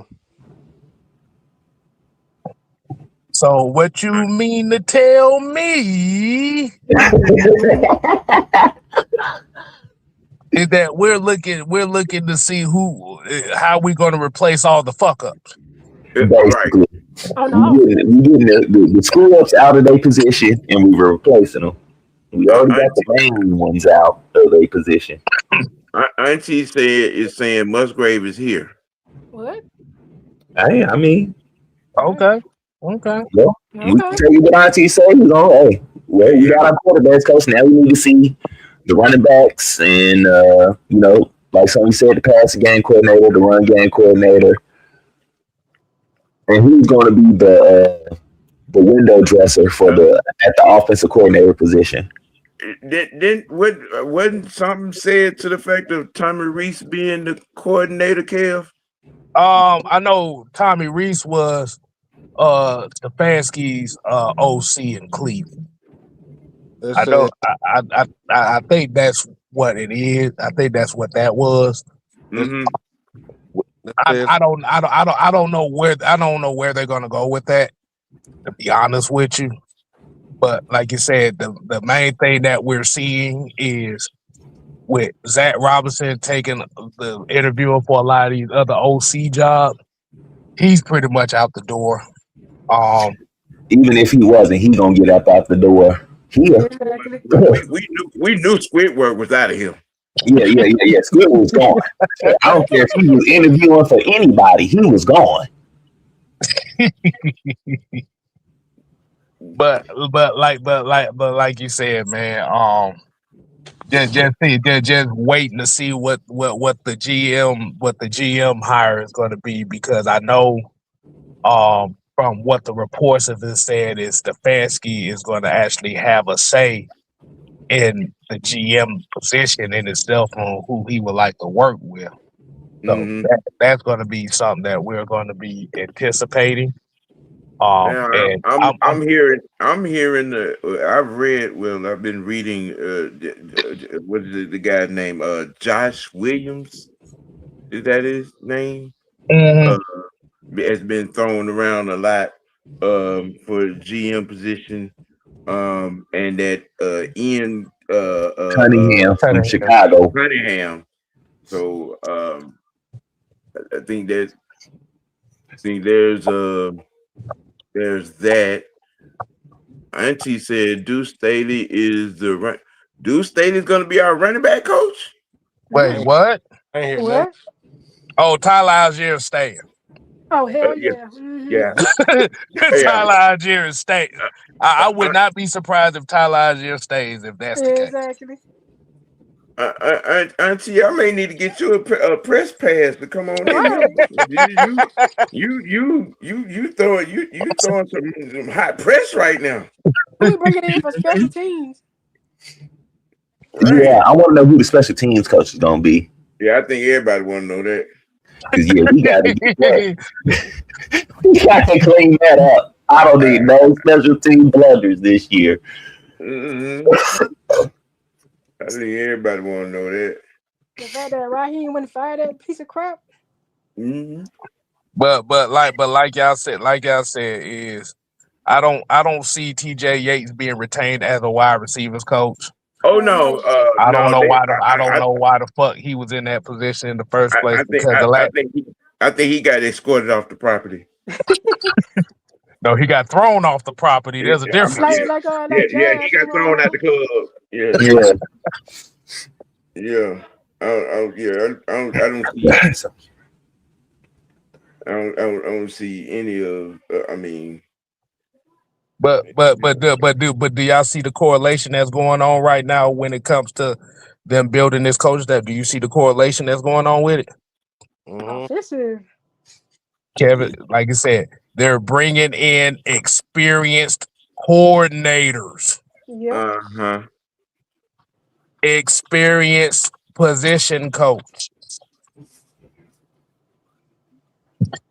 aka the shit Homer Simpson didn't do. Right. Yeah. AKA Homie the Clown. Oh yeah. Mm-hmm. Yeah. All the smokes. The question was asked because Kevin Stefanski gave up offensive play calling duties to Tommy Reese during the struggling 2025 season, making the second consecutive year he done so. I mean, well, and again, that situation there. Maybe he just didn't care no more. He was ready to get up out of there. Maybe so. Like I said, I mean, when you're looking at it and you're looking at all the factors involved, I think a lot of that was going on there in Cleveland. His hands were tied on, just just in a lot of back and forth bullshit. You know what I'm saying? Yes. So my question to everybody is Mm-hmm. what do you like in your opinion, what do you think would be the difference in Stefanski bringing in experienced guys in those important positions compared to what Raheem Moore did with bringing in non-experienced guys? People won't look lost out there. Right. Let's go with the offensive side for one. Our receivers should not all be in the same place. It should not be looking like they all look running the same routes. That should be different. Communication should be there. We should not be getting delay of games no more. Like the operations of football should look a lot smoother. Players shouldn't look uninterested or anything. Like just the whole attitude, the energy behind everything should be different. You shouldn't have nobody looking up at the jumbotron chewing gum, trying to catch an idea. Like, bruh, you ain't ain't no ideas up there. Get your eyes on the game.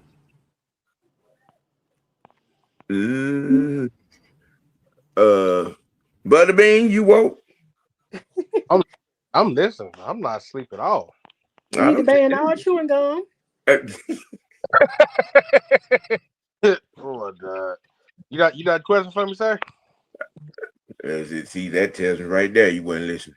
I am. Oh no. Go ahead. Go ahead. Cam just asked the question, nigga. Sometimes, man. All right. Yeah. What's the question? So the question is, Mm-hmm. if Stefanski is bringing in experienced guys in these position rooms as well as coordinators, do you believe that will make a difference compared to what Raheem did, where he was bringing non-experienced guys in those position rooms? Shit, to be honest with you, hell yeah. It's the possibility that Michael Petrie ain't gonna be here. Unless I want him to stay. Shit, if Deuce Staley coming in here, nah. Deuce Staley is here, so more than likely Petrie is out. I believe, like I said, we don't get a brand new special teams coach. The guy we have now had no idea. Okay, well that's a given. Right. We're talking about offensive essentials right now. Yeah, because if anybody knows Deuce Staley played a key part in Detroit with Gibbs and Dan Montgomery. Mm-hmm. Oh, that's gonna be, man. We keep tying And with that. and the thing that you have to realize with Stefanski's offensive ideologies and stuff like that, he believed in a 2-back system. You know what? I would love that here. But like you said, that could lead to a possibility where Tyler Algier could possibly want to stay in Atlanta for a cheaper deal than what he would for a starter's deal. But he'll get if anything over $9 million, he ain't gonna turn down. I mean, it just makes it would make sense. I mean, unless it's just in his heart like that, I just don't see him turning down. You know what I'm saying, 10, 11, 9, 10, 11. You know what I'm saying, 12 million. You know what I'm saying, be a starter somewhere else. Right. I mean, but if he does, I'm like, hey, shit, appreciate you. Welcome back home. Let's get it. So that answers to another question.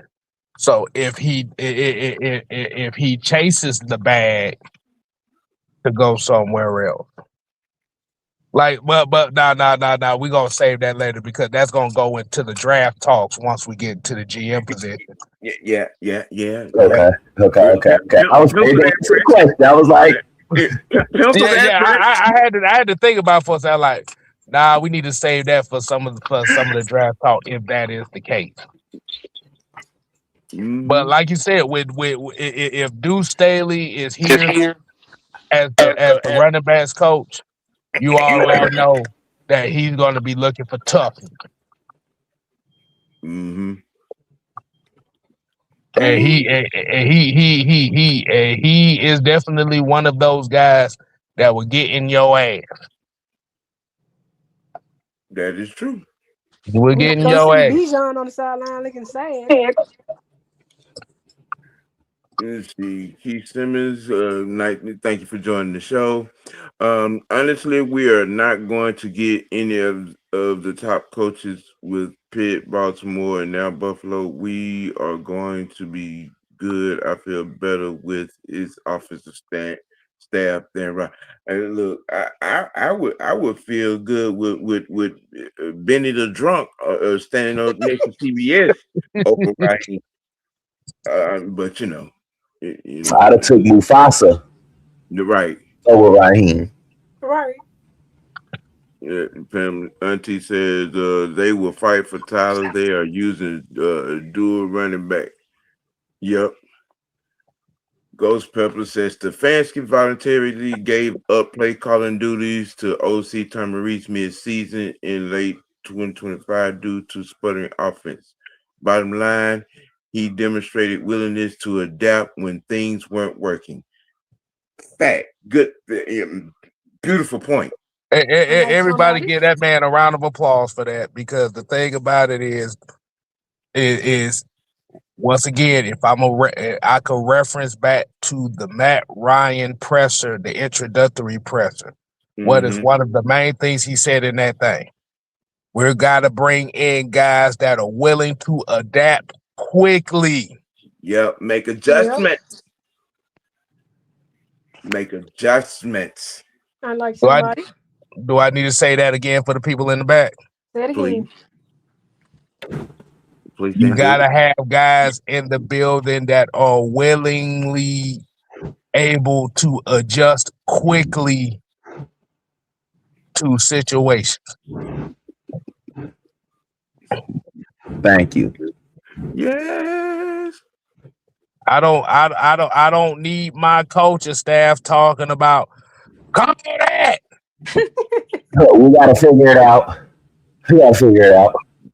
Who we gotta find you with and call that when we out the goddamn playoffs. Right. I Yeah. want to hear call that. Remember, Joe said, "I beat your ass. We gonna fight on the sideline." You know, and see it, this there. I think there's going to be another level of complementary football being played with this team, especially. I mean, because again, y'all heard me say it. This defense played well enough for us to be a playoff team. Okay. With what's in Stefanski's history, especially with running backs. If Nick Chubb can run for 1,400 yards in this man's system, what do you think Bijan gonna do? Ooh. And that's no knock on Nick. I'm just saying, as good as Nick is, Bijan is just that much more better than him. Bijan is a whole nother animal compared to what Nick Chubb is. And Nick Chubb is your basic north-south running back. Power back. Mm-hmm. And I when you with this and some of what I've seen with Savannah, especially in Minnesota, I could Bijan could get be 1,000 and 1,000. I can see that happening. Because one thing I know about Stefanski, going back and looking up some stuff and looking at some stuff, you know what I'm saying? He has a weapon. He gonna use that weapon until he gets stopped. To figure out something. And when you can divulge, 8, 9, 10 different ways, you know what I'm saying, to get Bijan the ball, whether it be in the air or on the ground. I said the other night, Bijan, we 375 to 400 touches. Tyler can come in and make him more tired in the second half. I mean, we're looking at. Let's just say, all right, if everything works out in a perfect world, Tyler's here. You know what I'm saying? And, Pitts, Drake, everybody's in tow. Between Tyler and Bijan, collectively, we could run for 27, 2,800 yards. You know what I'm saying? And put down, 4,200. You know what I'm saying? In the air, and we're talking about 20 rushing touchdowns collectively. And don't forget Kyle Pitts. Yeah. Hey Sam, get that last comment from Keith Simmons. This basically sums up a lot of what we talking about. I mean, we would have been top 10 in the offense if the offense was competent. All this under center talk was all Zach. Kevin does RPO and bootlegs. He will put Penix on the move. Penix will be fine under center. Yeah. If again that rolls back to doing your research. You can go back to Washington, man. The University of Washington. Penix played under center. He did under center at Indiana before he got hurt. and transferred.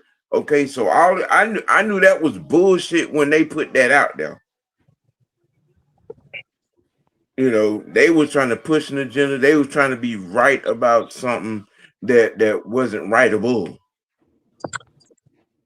Let's be honest. They was trying to be right about Kirk Cousins. Yeah, Exactly. because I mean, think about something. That 13 personnel, all of a sudden, the 3 tight end sets that we were seeing when Kirk after Penix got hurt. Okay, if you were running that the first 10 games of the year, we're a playoff team. Yeah. Kirk better get his suit ready. They was in their feelings because Penix came out and told the truth. Yeah. He didn't hide no more. He exposed them. And you running these reckless, unprotected quarterback plays and get him hurt.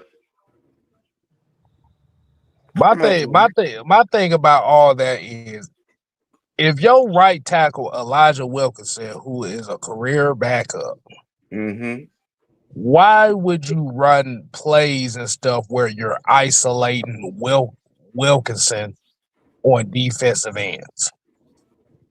And that's supposed to be Penix's blind side. Why are you running those? He's a retard. Oops. You weren't supposed to say that. It's not nice to say retarded. Welcome to the Cleveland show. What you? Shut up, Fred. Shut up.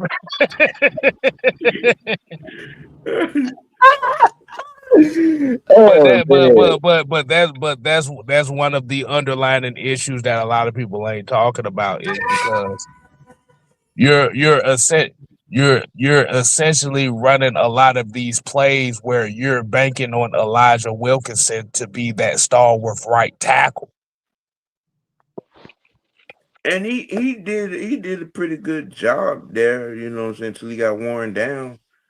A lot of the bad play calling. You know, he did a yeoman's job over there against some pretty good guys. To a certain extent. You know, contrary to popular belief. I mean, we see this is what the aggravating this part is. Given certain situations, a lot of guys did good job. We lost 6 games on stupidity. Yep. We literally sat here and lost at least 3 games where the offense had a lead in the fourth quarter with 2 minutes left in the game. Yeah.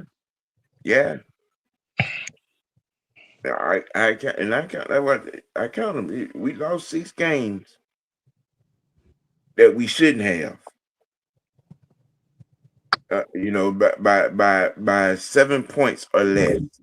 And all we had to do was win 1 to be in the playoffs. That's crazy. You had 6 opportunities. Look at that San Francisco game. It ain't even the San Francisco game. No, but that was one of them. You don't get your ass toe out the frame by Carolina. You don't blow the lead against the Colts. You don't blow the lead against the Jets. You don't blow the lead against New England. And you don't miss the extra point against New England. You got 4 Hell, I'll even throw the very first game of the year against Tampa Bay. Yeah. The second game against the Panthers in overtime. Yeah. The defense does not give up the plays at the end of the game in the Tampa game. Let's put the perspective here. Michael Penix had one of the game winning touchdown in week 1 against Tampa Bay. At the end of that touchdown, they had like 4 minutes left in the game. Am I correct? Yeah. You go with the Indianapolis Colts. Tyler Algier scores the touchdown with 1 minute and 20 seconds left in the game. in which the special teams gave up a 50-yard kickoff return, which put them in field goal range. 3 overtime games that we lost and shouldn't have. Mm-hmm. You have the Jets game where you literally was up with less than 2 minutes left in the game. Yep. You got at least 3 games that the Falcons didn't close out, which would have propelled you to the playoffs if you won one of those 3 games.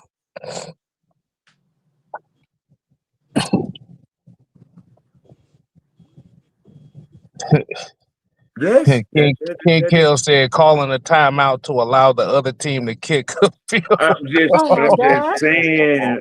Oh my God. Oh The my God. timeouts.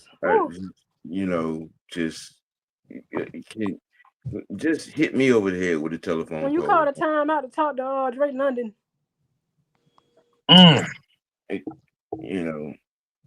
Just stupid shit. Just stupid. Just stupid. I mean, well, Leo, you could put that in that category with that blowout with Carolina. Carolina, Miami, and That was a it's funny now that I think about it. He said losing to Miami. Two out of the 3 worst losses that we had in 2025 came with Kirk Cousins as a starting quarterback. The Carolina, Miami, and Seattle games were all just. I mean, it's I just okay. I ain't And gonna two do it out no more. two out of those 3 games we lost by at least 24 points. Yeah. Yeah. Yep. Oh my goodness. Yeah, the Indy game was winnable. The New England was winnable. The first game against Tampa was winnable. The second game against Carolina was winnable. Against Carolina was winnable. Hell, I'll put it in this case. The damn 49ers game was winnable. It was. The offense would not sustain a drive and wouldn't stay on the field. That's why that 10-point lead felt like a 20-point lead. You know what I'm saying? The first Saint game.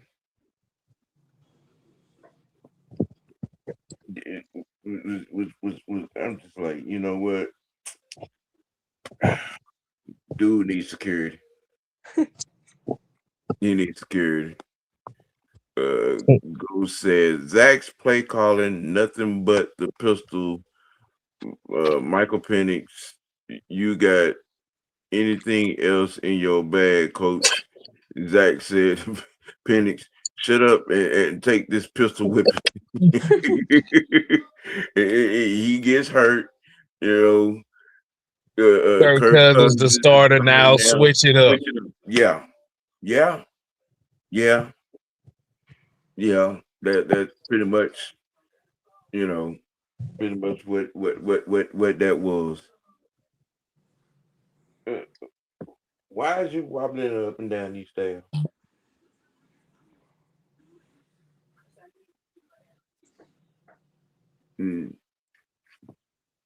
Let's see. Y'all remember when it was 4th and 11 and Zach Robinson called it? Oh my God, you just gave me a headache. Oh my God.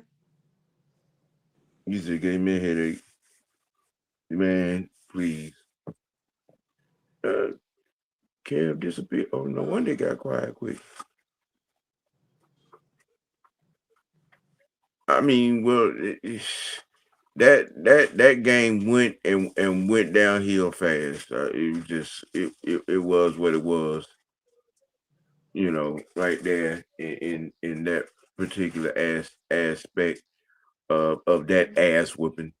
But given the state of affairs now and our in progress of assembling the offensive portion of the staff, I'm feeling pretty good. Musgrave in the building, Deuce Staley in the building. Reese is more likely going to be in the building. I have no issues with I like what's what they're starting doing.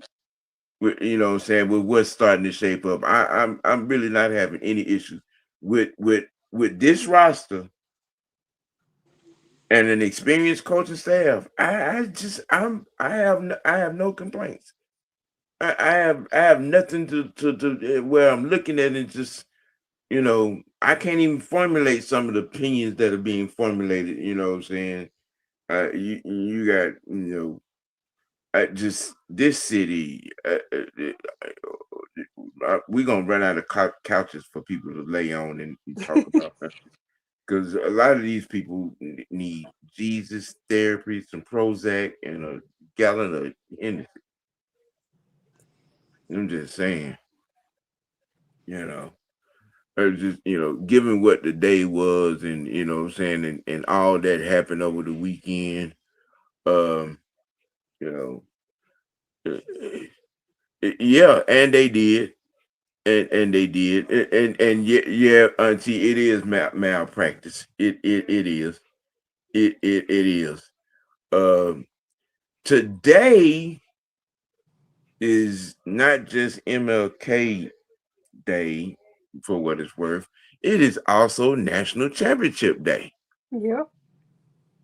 Um, you know, them Hurricanes got to see them Hoosiers. Um, it's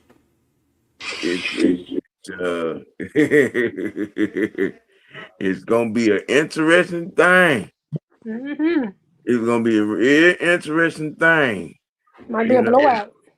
you got a lot of these Hurricane fans out here feeling the type of way because they're underdogs. Okay, have you met the Indiana Hoosiers and their 15-0 record?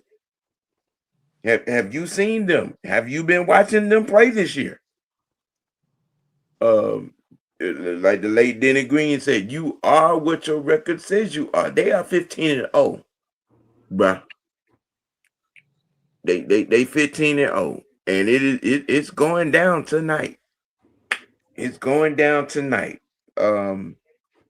Yeah, and look, ain't none of them Hall of Famers and alumni gonna be on that sideline gonna be able to suit up for y'all.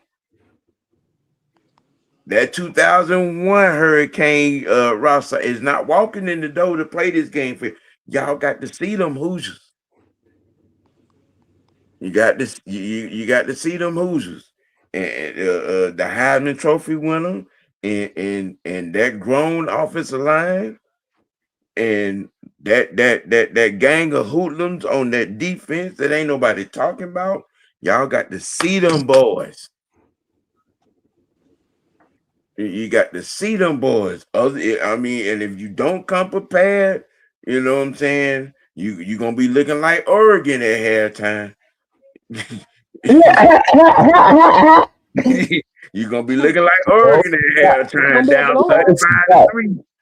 That sweet duck meat, boy. You know what I'm saying? Look, Mendoza is looking to close out his college campaign with a chip, to go alongside that Heisman Trophy. Okay, and they have made it abundantly clear. It don't matter who's standing in front of us. You in the way. Now, you know, you got some of these Canes over here talking reckless. All right, don't write no check your ass can't cash. You better ask them at them Buckeyes, ask them Oregon boys, ask ask Mr. Simpson and that no tide Alabama University. Okay, I'm just saying. Just saying, these boys that you had 6 players come back for their senior season for this moment. You had 10 guys transferred from other prominent universities for this moment.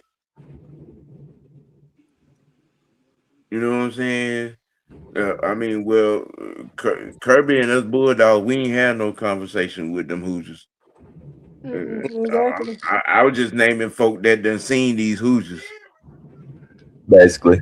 You know, I'm just saying, you know, especially on this playoff run, you know, these you boys down here yip yakking and jaw jacking. I'm just saying, you can't talk your way into a win. Y'all got to go out there on that field and see them Hoosiers.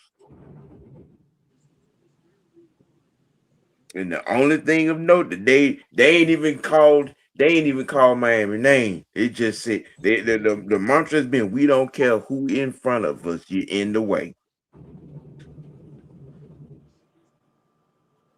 That just sounds like a can of whoop ass just ready to be open. Just ready to be open. He said, "I wonder what they would have did to Georgia." I had my mind looking and set, you know what I'm saying, for that matchup, and then Kirby happened against Ole Miss. You know, we won't know. We won't know. I'm and it's aggravating as fuck because, you know, knowing that Georgia and Indiana were the 2 best teams in the country, knowing you let a skeleton key coaching staff, shorthanded, leading Ole Miss, beat you when they had no business being in that game to beat. I mean, you know, I'm from a talent perspective. I mean, the game shouldn't have even been what it was. We had a foot on their neck in the first half, come out in the second half, not only give up the lead, you lose the game.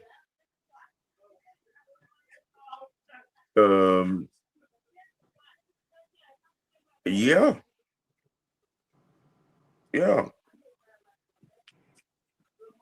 Kirby, I think Kirby got 1 or 2 blowouts on his resume as a Georgia head coach. But what do y'all have in mind for this game tonight? Utter domination. Yeah, total domination. I expect Indiana to keep on that road, Don't let man. the Miami Hurricane former players hop y'all ass up all damn night. Might be a blowout. Yeah, my Especially if Miami got to rely on Carson Beck anytime during this game. Yeah. I mean, you have some NFL prospects on this Miami Hurricane team. There are some. There are about 6 or 7, and 5 of them on defense. Mm-hmm. You know, but I'm just saying, this is what I'm saying. Everybody, you know, look. Don't get me wrong. As a historian, I'm happy to see, you know, Miami back in the mix. You know what I'm saying, and trying to make a title run. I mean, but I'm looking at it from realistic aspect. You know what I'm saying? There's some grown men over there in there. Mm-hmm. Okay, you know what I'm saying? This is a lot of seniors on this team. Okay, especially on that defense and that offensive line. All right, it's gonna be some throwing out the club going on in this game. I'm just saying, go back and pull up the Oregon game, bro. Hey, look, one thing that has remained abundantly clear, which I have seen Indiana do all year, you make a mistake against this team, they gonna capitalize on it. They gonna jump on that. And once they get their foot on your neck, it gonna stay. It gonna stay on that there till your neck break. Don't look like Seattle. I'm just saying that first play, first pass out of that boy hand, pick six, and it went downhill from there. It went downhill. I'm talking about this. Shoot. And if you thought it was gonna be anything different, what did they do in the second half? They kept their foot on their neck. They kept their foot on their neck. Shit, yeah, look. Hey, Mr. White, I got a question, man. What? No, I ain't got no butter to put on your bitch. Yeah, I'm not talking about that. You just in it.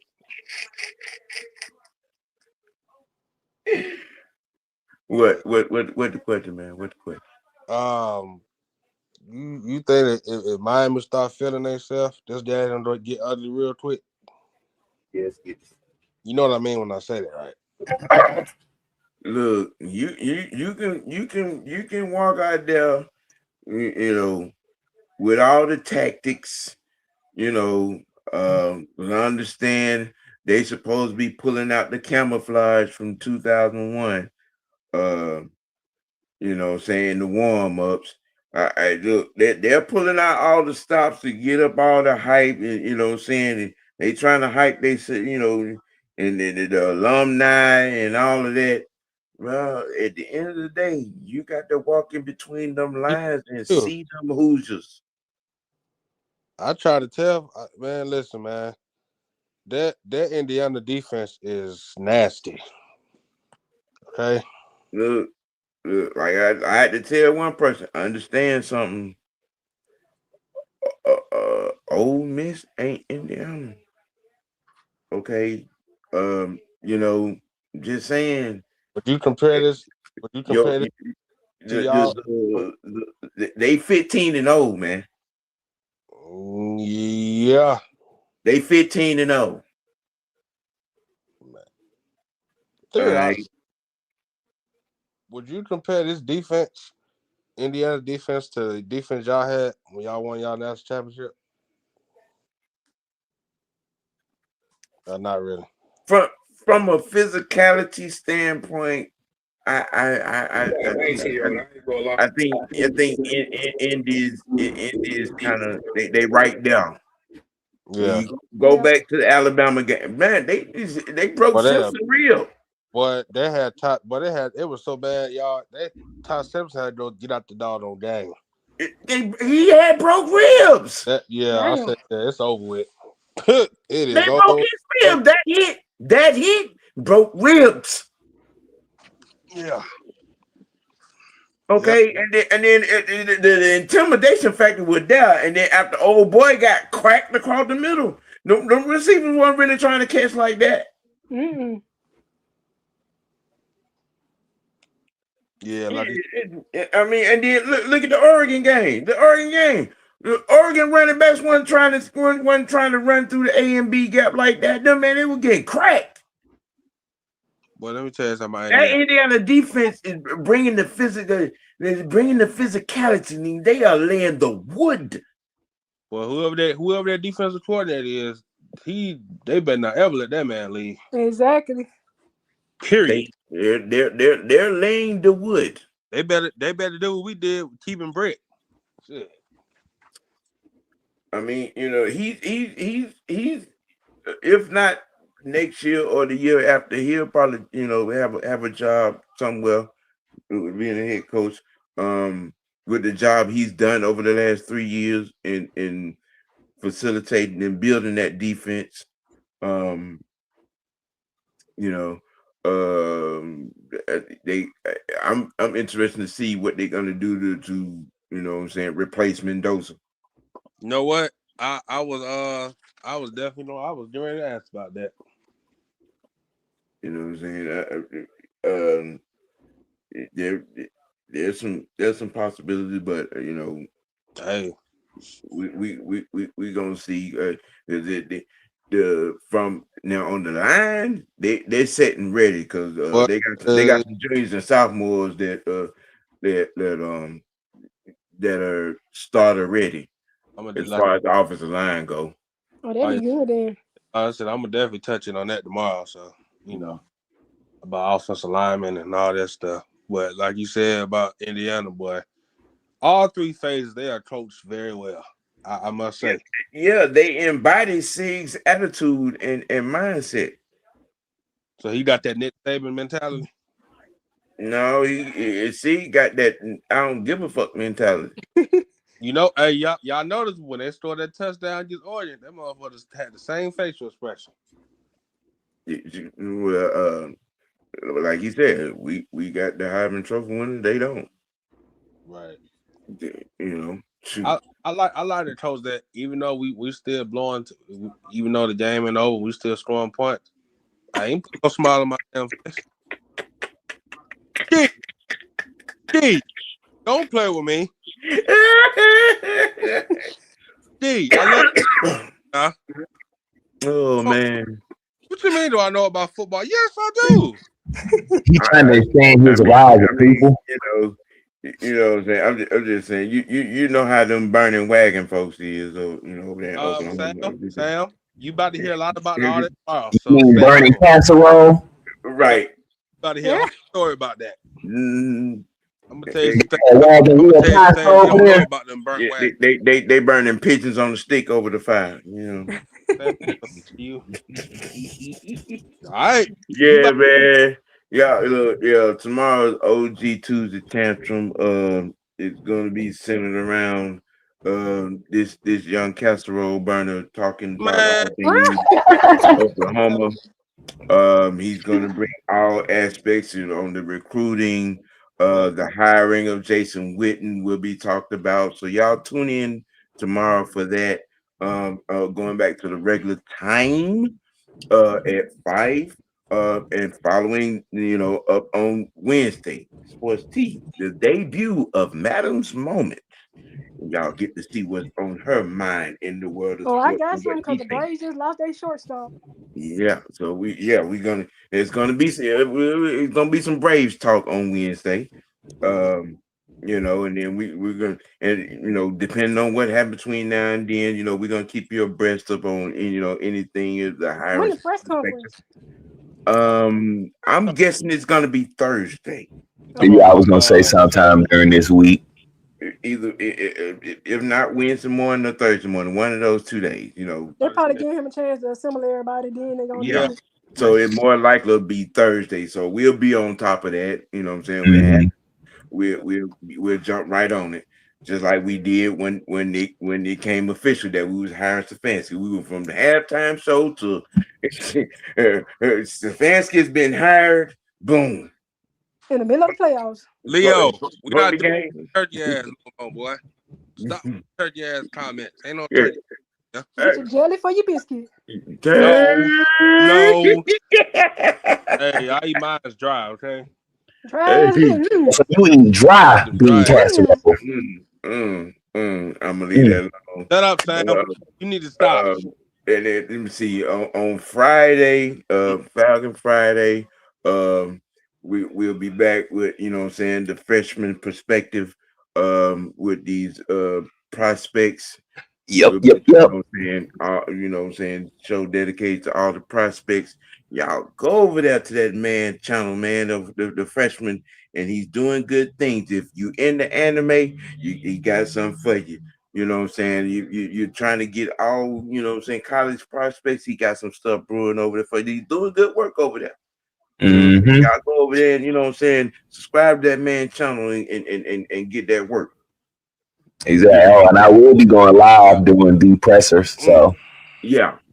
So we got it all covered for you. Just figure, with nothing really going on, I decided to go CNN today, and what I'm saying, we go, three, I'm still shocked the Falcon made CNN.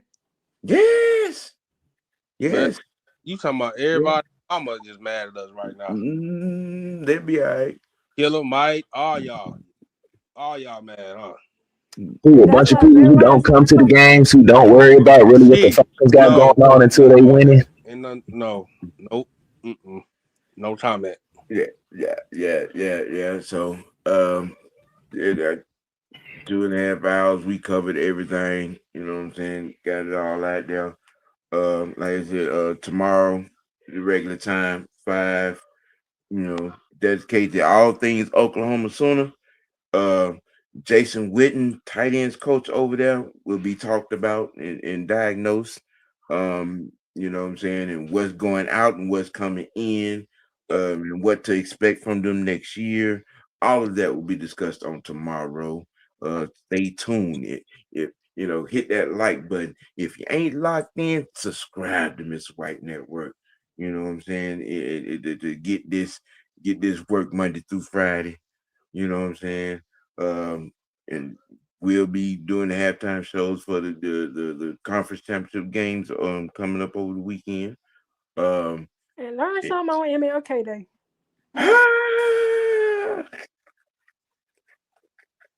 Yes. So that's pretty much all of it, ladies and gentlemen. So unless y'all got something else you want to throw out there, we're gonna tell the folks we'll holler at them. Hey man, y'all make sure y'all stay safe out there. Don't overthink nothing. You know what I'm saying? Don't let other Falcons fans stress y'all out about the coaching decisions. Exactly. You in good hands, man. Leo said, I haven't seen this new fans who was Falcons since they making a Super Bowl run. Right. Yeah, that part. 2028, we might be there. Yeah. Hey man, look, you know, do your homework. You know what I'm saying, and learn some factor by doing some research. Stop running this race for the race card. Just saying. Just saying. Keeping it Graduate, finish school. Yeah. Exactly. You know what I'm saying? Do more than what Jethro did at the 6th grade. I'm just saying. Make You feel me? Hey man, look, we gonna keep it A, keep it dirty, most nobly keep it real with yourself in 2026. Not just black, just real with yourself. Hey man, make your next choice the best choice for the madam, the fresh one, the young one. I am the OG. We out, y'all. Peace.